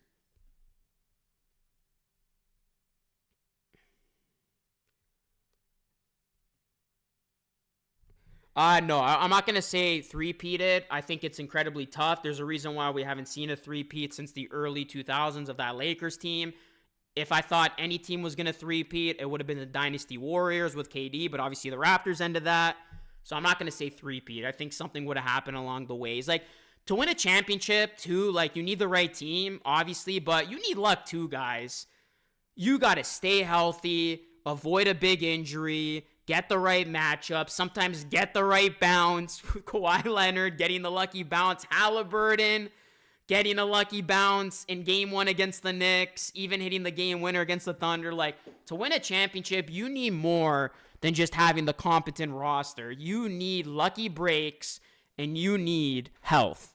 And sometimes it is next to impossible to get all that in the same run for at least 1 year. For 2 years, it's like you hit the lottery twice, but to do it for 3 straight years, again, there's a reason why we haven't seen it done in almost 25 years. Like, I don't know if we're ever going to see a three-peat. Hell, I don't know the next time we're ever going to see a two-peat with how much parity there is. And I mean, especially now with the new CBA, you're probably not going to see a repeat for a while, let alone a three-peat. We probably will never see a three-peat again under these new CBA rules because of when teams got to finally pay their guys. It's going to look at the Celtics. We all thought they were going to be the next super team. Tatum goes down, and all of a sudden, their team might look different the next time we see them. So, I don't know. It's hard. It's hard to win, let alone repeat. And then three-peat is just like some fantasy booking shit right now.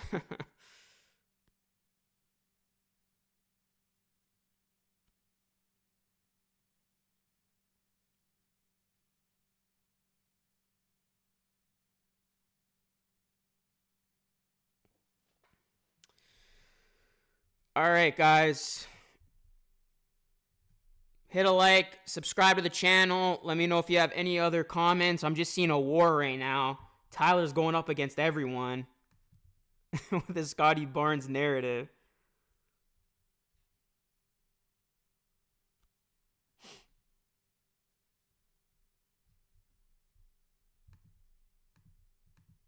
But do you think the Raptors will make a move this summer? If you do, who do you think it will be for?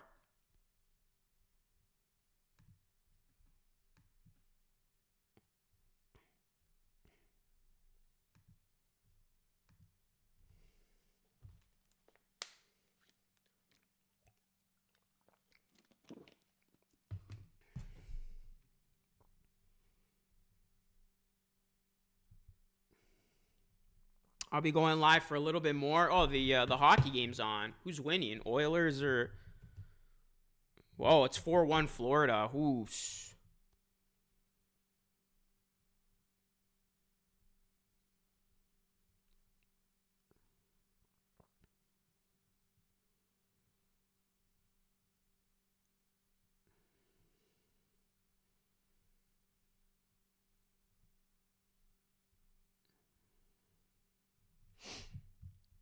Damn. If the Oilers lose again, I'm gonna be pissed.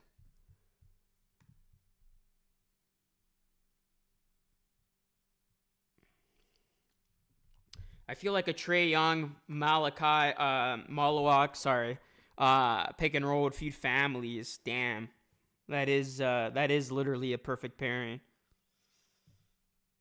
Luca Jake Fisher says RJ is as good as gone since they can't afford to pay him unless IQ is moved. Well, I mean, we didn't need Jake Fisher to tell us that. We kind of knew RJ was the odd man out since they made the Brandon Ingram trade.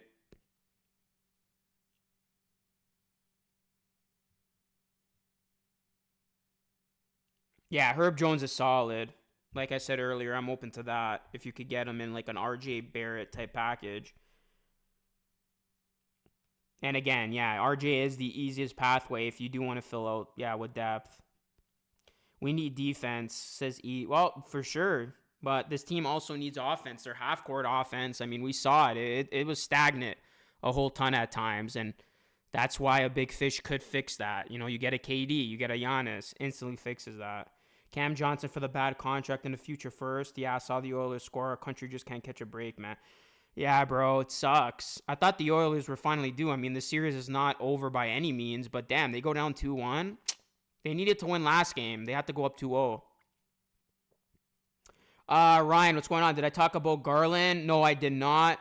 I just don't see us trading for Garland. And he's going to probably miss the start of the season. So does that maybe help his cost? Maybe you get him on a cheaper deal, but I don't think you want to trade for somebody who could be out for the first couple of months of your season. I don't think Garland to the Raptors has any sort of juice unless you're already willing to give up IQ, but yeah, I just don't see that happening. That's why Hawks with man flip to Wolves.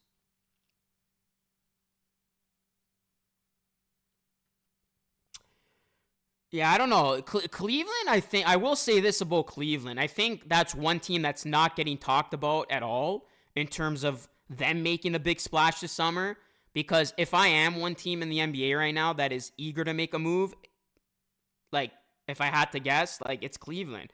I mean, this was a 60-plus win team, another disappointing year. They got ousted in the second round in embarrassing fashion. I mean, it wasn't even close. I know they had a couple injuries at the start of that series, but that's a team that they can't run it back because as a Cavs fan, if that team runs it back, like, what hope do you have? Like, that's a team that I can see making a big play at someone because they do have interesting pieces that they can trade. You know, Jared Allen, Garland. I think they got to go all in on another star next to Donovan Mitchell. Like, that's actually a low-key Giannis destination. But again, to get Giannis, I think they would have to part ways with Evan Mobley, and I just don't think they would trade Evan Mobley. I think for them to trade Giannis, you would have to include Mobley. Or maybe you get away with, putting in Garland and you keep Mobley and you play Giannis and Mobley together with Mitchell. But I think, yeah, if there's one team that needs to go big fish shopping, yeah, it's Cleveland. Yeah, I think they got to get a star next to Mitchell. So you're going to have to trade Garland or Mobley to get that big fish next to him. Go get Emoni Bates.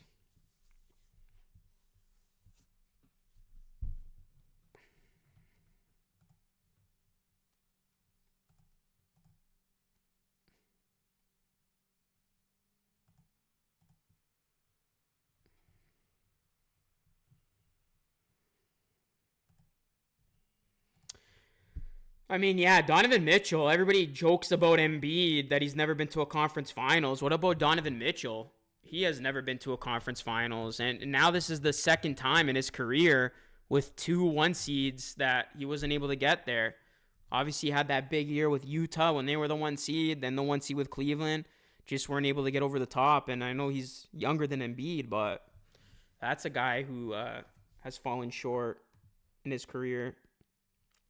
Yeah, I'm hoping. I'm hoping it's a wild off season. Gives us content creators a lot to talk about. Spices it up. So I'm hoping there's a lot to talk about. Kind of dried up a bit though this week. I mean, it's been a few days. Hasn't been that crazily slow, but last week was wild with the Giannis and then KD. I think we will get Cam Johnson during draft night. Yeah, we could see something go down on draft night. That's another possibility. We don't talk about that, but trades can definitely happen up until draft night, literally on the same day.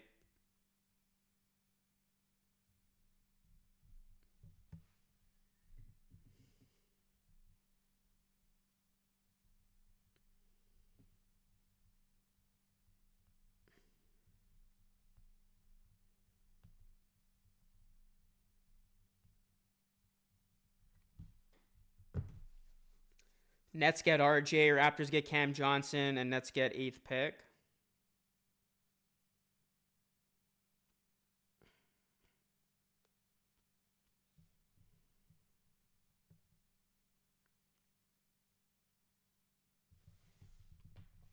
I don't think they'll part ways with that pick.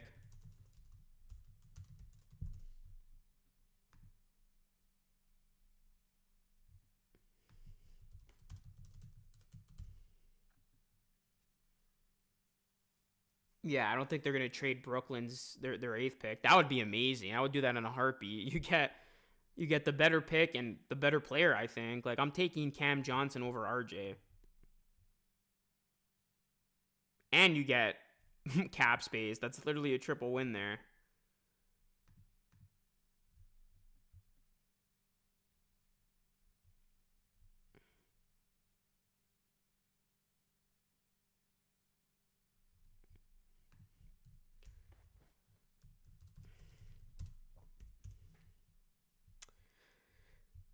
Yeah, I mean, RJ Barrett is probably as good as gone, and I know like it's gonna suck for him because right now, if you're RJ Barrett, you definitely know at the back of your mind your time's coming to an end. And it's unfortunate too, right? Because it's like he lands where he wants to land, playing for his hometown team, coming off a career year, but just makes a lot of sense to move him at this point. Contractually get a better fit for your team. Maybe you get some more depth in a deal for him, but it's definitely gonna suck from his perspective because he thought he finally landed in his home, in a place that he can grow, and to get traded, maybe it'll motivate him to take a huge leap. But all arrows are pointing right now to RJ being kind of as good as gone.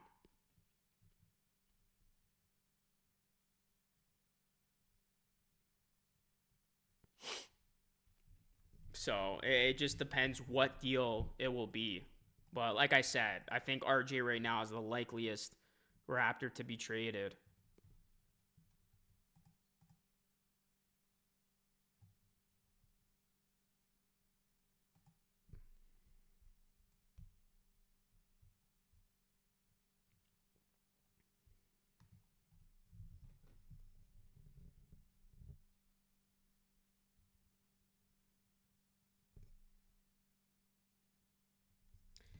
I don't know what the hell the Kings are trying to do. First, I got to figure out what direction they're going to take, and then I can answer that because it's like, I think they got to blow it up. They're kind of like the Chicago Bulls of the West now. And they literally have, former Chicago Bulls and DeRozan and Levine. Yeah, they're pretty cooked right now, the Kings. But it's crazy though. When that trade happened, it was a win-win, right? The Halliburton trade for Sabonis. But now it's like they clearly won that, and then they moved off from Fox. I can't believe it. If you told Kings fans you had Halliburton and Fox, and then in 2025 you're left with DeRozan and Levine, you would have been like, how on earth is that even possible? How the hell did we end up here? I feel for Kings fans, man. It's like they finally ended that playoff drought. It looked like they were finally headed on the up and up, but now they're just in no man's land. They're literally the Chicago Bulls of the West.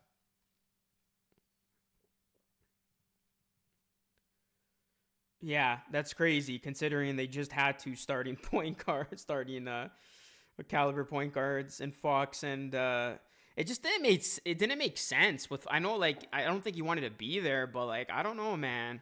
Even the trade they got back for him, just such a bad deal when you look back at it. Bro, I just want Malawak and a really good live dribble creator of some kind. Then we solve two big issues. We'd be huge. I think we have real opportunity to get a huge starting lineup. What if we get Malawak? That'd be that'd be a big team. Malawak, Scotty, Brandon Ingram, Barrett, IQ.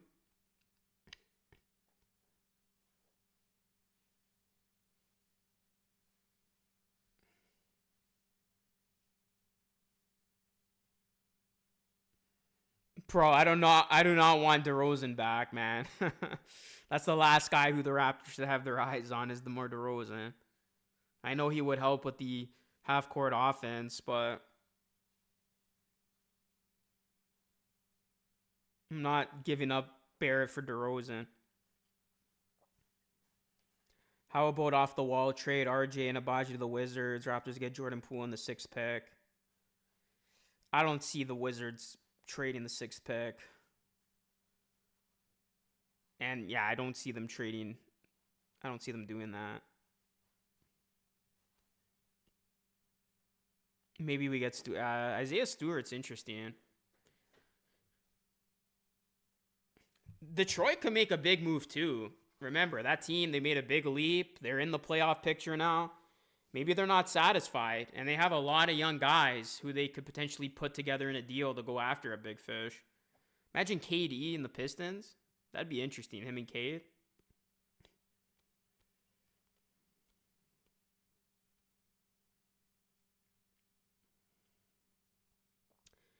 Well, maybe the Raptors really love Malawak and they think he is going to be taken. So, yeah, maybe they try to move on up. That's another possibility as well.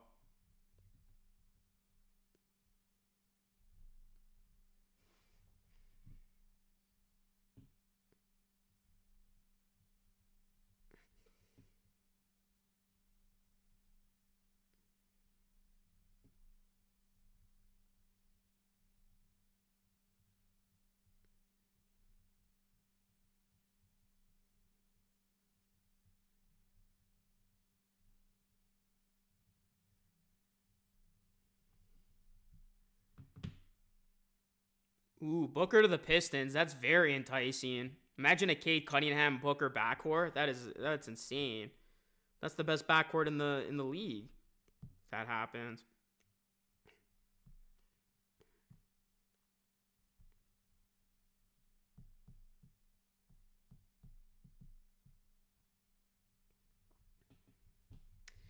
Man, there are some teams that literally have such a dead end, like bleak, no glimmer of hope future. And like the Wizards are in that group. Like at least the Raptors, there's excitement, there's a little bit of hope and optimism.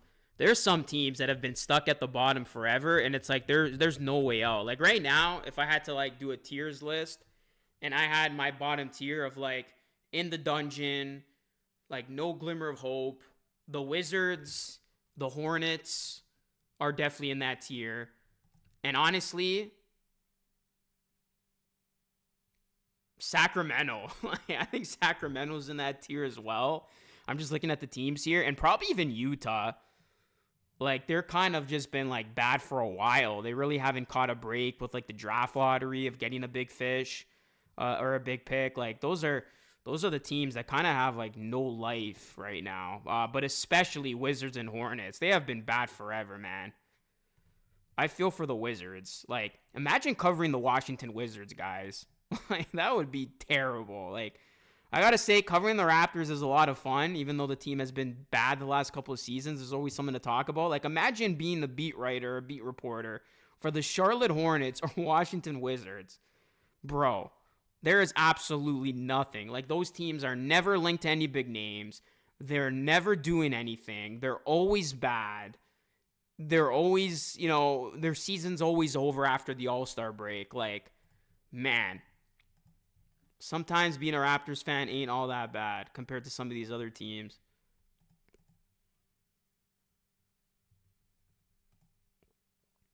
Zal says if Trae Young is on the market, I fish for him.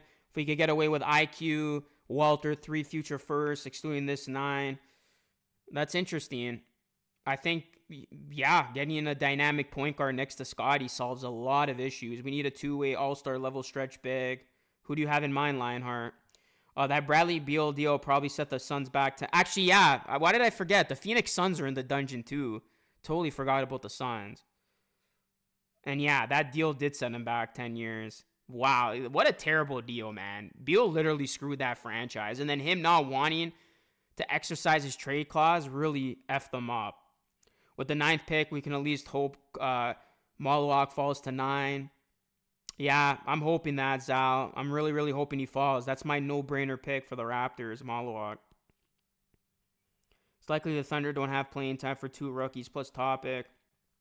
The Wizards' future gonna good when they choose to start winning. They're well positioned with assets. I mean, there's a little bit there. Sarr kind of came along towards there at the end. But I don't know, man. The Wizards, I know they started kind of winning some games down there, down the stretch, but I like Portland. You talk about a bad team that I think is going to take a jump next season. I like Portland a lot. I think there's a lot of good young talent there. I really like Advia.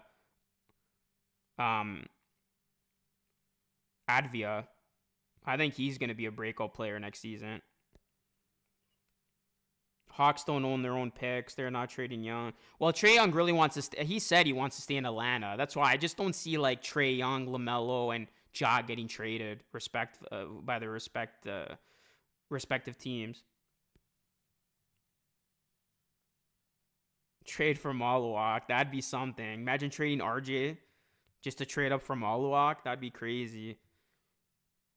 I mean, if Malawak's... I don't think he's going to be there, though, because somebody pointed out earlier, he's getting so much good PR that there's going to be a team that just does not pass on the opportunity to take him.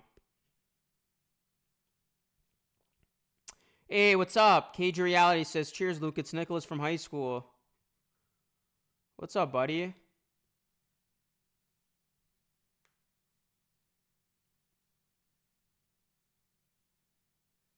CNN. I think you got me mistaken, bro.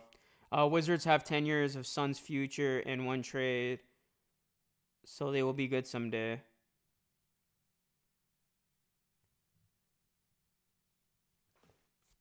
I kind of want to see the Wizards be good again. Like, there's some bad teams that it's like, I want to see these teams back in the playoffs. That's why I thought it was a great story with the Pistons. I was rooting for the Pistons. I really wanted to see them beat the Knicks because that was a team that was so bad for so long. I want to see the Wizards and Hornets back. I think those are teams that, I mean, their fan base is dying for something. Even the Hawks fumbled big time, I think. Remember when they made that conference finals with Trae Young and it looked like they were on the up and up? They have just failed to maximize that. But they got some good pieces like Jalen Johnson's really good. I think he's the next big thing.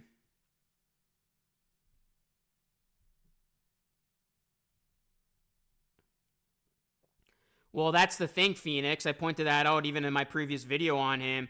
He's an unrestricted free agent, and like I don't think you have any guarantees with that guy.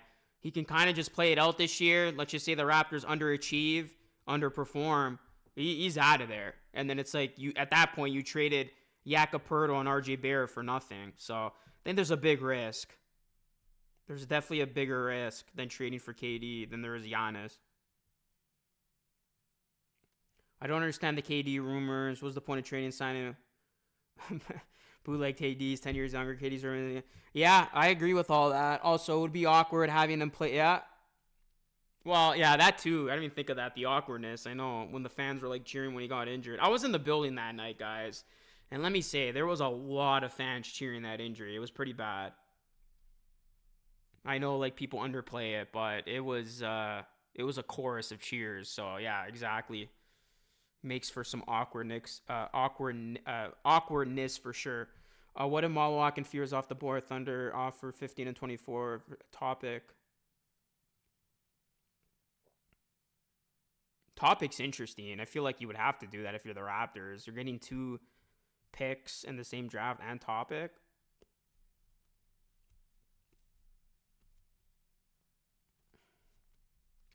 That's crazy with OKC. They're literally going to win the championship, and they still have Topic coming in and picks and 15 and 24. That's insane. Imagine winning a championship, and then you have 2 first-round picks to add even more depth and a European international prospect coming in.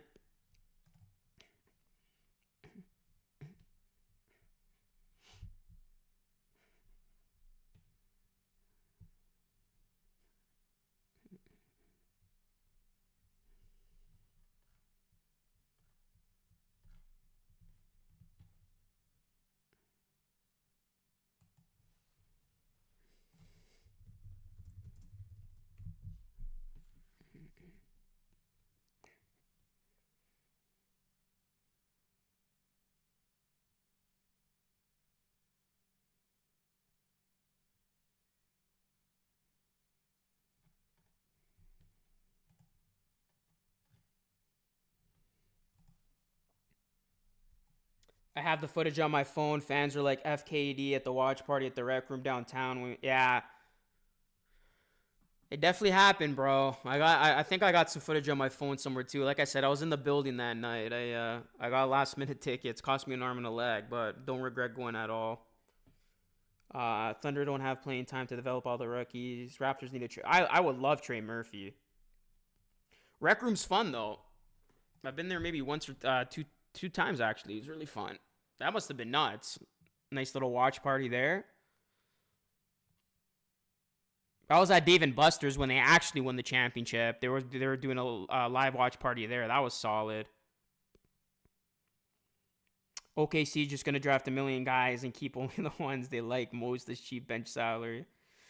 Yeah, if there's one team that can maybe bypass that seat, but they're gonna have to pay those guys soon. So, but I think they're still in a good position because Chet's still like a couple years before he's going to get a contract. Shea just got paid, right? And then, like, I think J-Dub, though, they're going to have to pay him soon.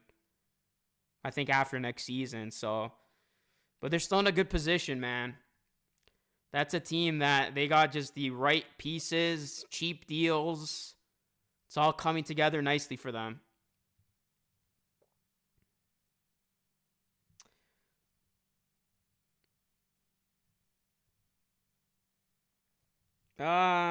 I mean, maybe.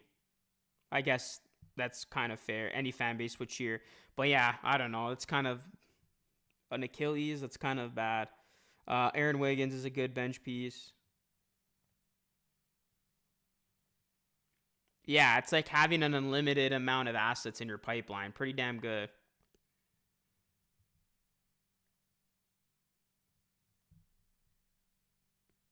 So we'll see what happens, guys. But I don't know. Hopefully the Pacers can win it. I think it'd be great if the Pacers can win the chip. But OKC, I don't know. They're tough, man. They're just tough to put down. I thought we were going to get the Stanley Cup and NBA championship coming to Canada. But Oilers are fumbling. And I don't know. We'll see what happens with this Oilers. But it's still 4-1. I thought I was going to get to a competitive game. But they're getting their ass whooped right now. Right now, if I had to rank futures, OKC's number 1, obviously. San Antonio's my number 2. I think they got an incredibly bright future. I mean, you got the next big thing, arguably the next GOAT in Wembanyama, right? And then Harper, Stephon Castle, like they got so many good young players on that team. And then I would actually put Houston number 3. I think they got an incredibly bright future. I think Amen Thompson's like a real deal. Like he's the next big thing too. I think he's only going to get better. They got really good young guys, guys who I think haven't even been given a fair shot to prove themselves. Shepard, Whitmore, Jalen Green, I'm kind of out on. Like I'm not totally giving up on that guy, but I don't think like that's a guy who I don't think is going to be like Scotty's definitely better than a Jalen Green. Like I'm kind of, I think he's just too inconsistent. But Şengün is really, really good. So I would say those 3 are my teams with the brightest futures. Am I forgetting anyone? I mean, those are probably it, right? In the East, I thought Orlando still does. So I'm not I think Franz and Banchero's still a really, really good duo. Yeah, I would probably just put those teams as like my 3 though. I would say, yeah, OKC, San Antonio, Houston. Portland low key. Like I said earlier, I really like Portland and where they're going.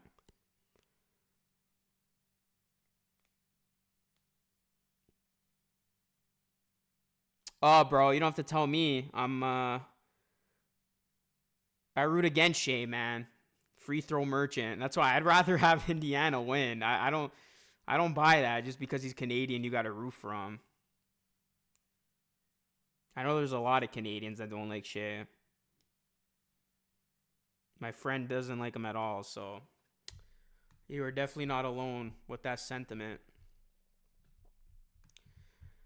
All right, guys, I'm going to end it here. Really appreciate all of you hanging on this Monday night. Like I said, I'm going to be doing more live streams for the off season every Monday, so make sure you guys take note of that. Just hang out, talk the latest Raptors rumors, talk trades, all that good stuff. But really appreciate everybody joining on in, hanging out. Make sure you guys smash that like button. Let's get these likes up. Subscribe to the channel. We're almost at 40K.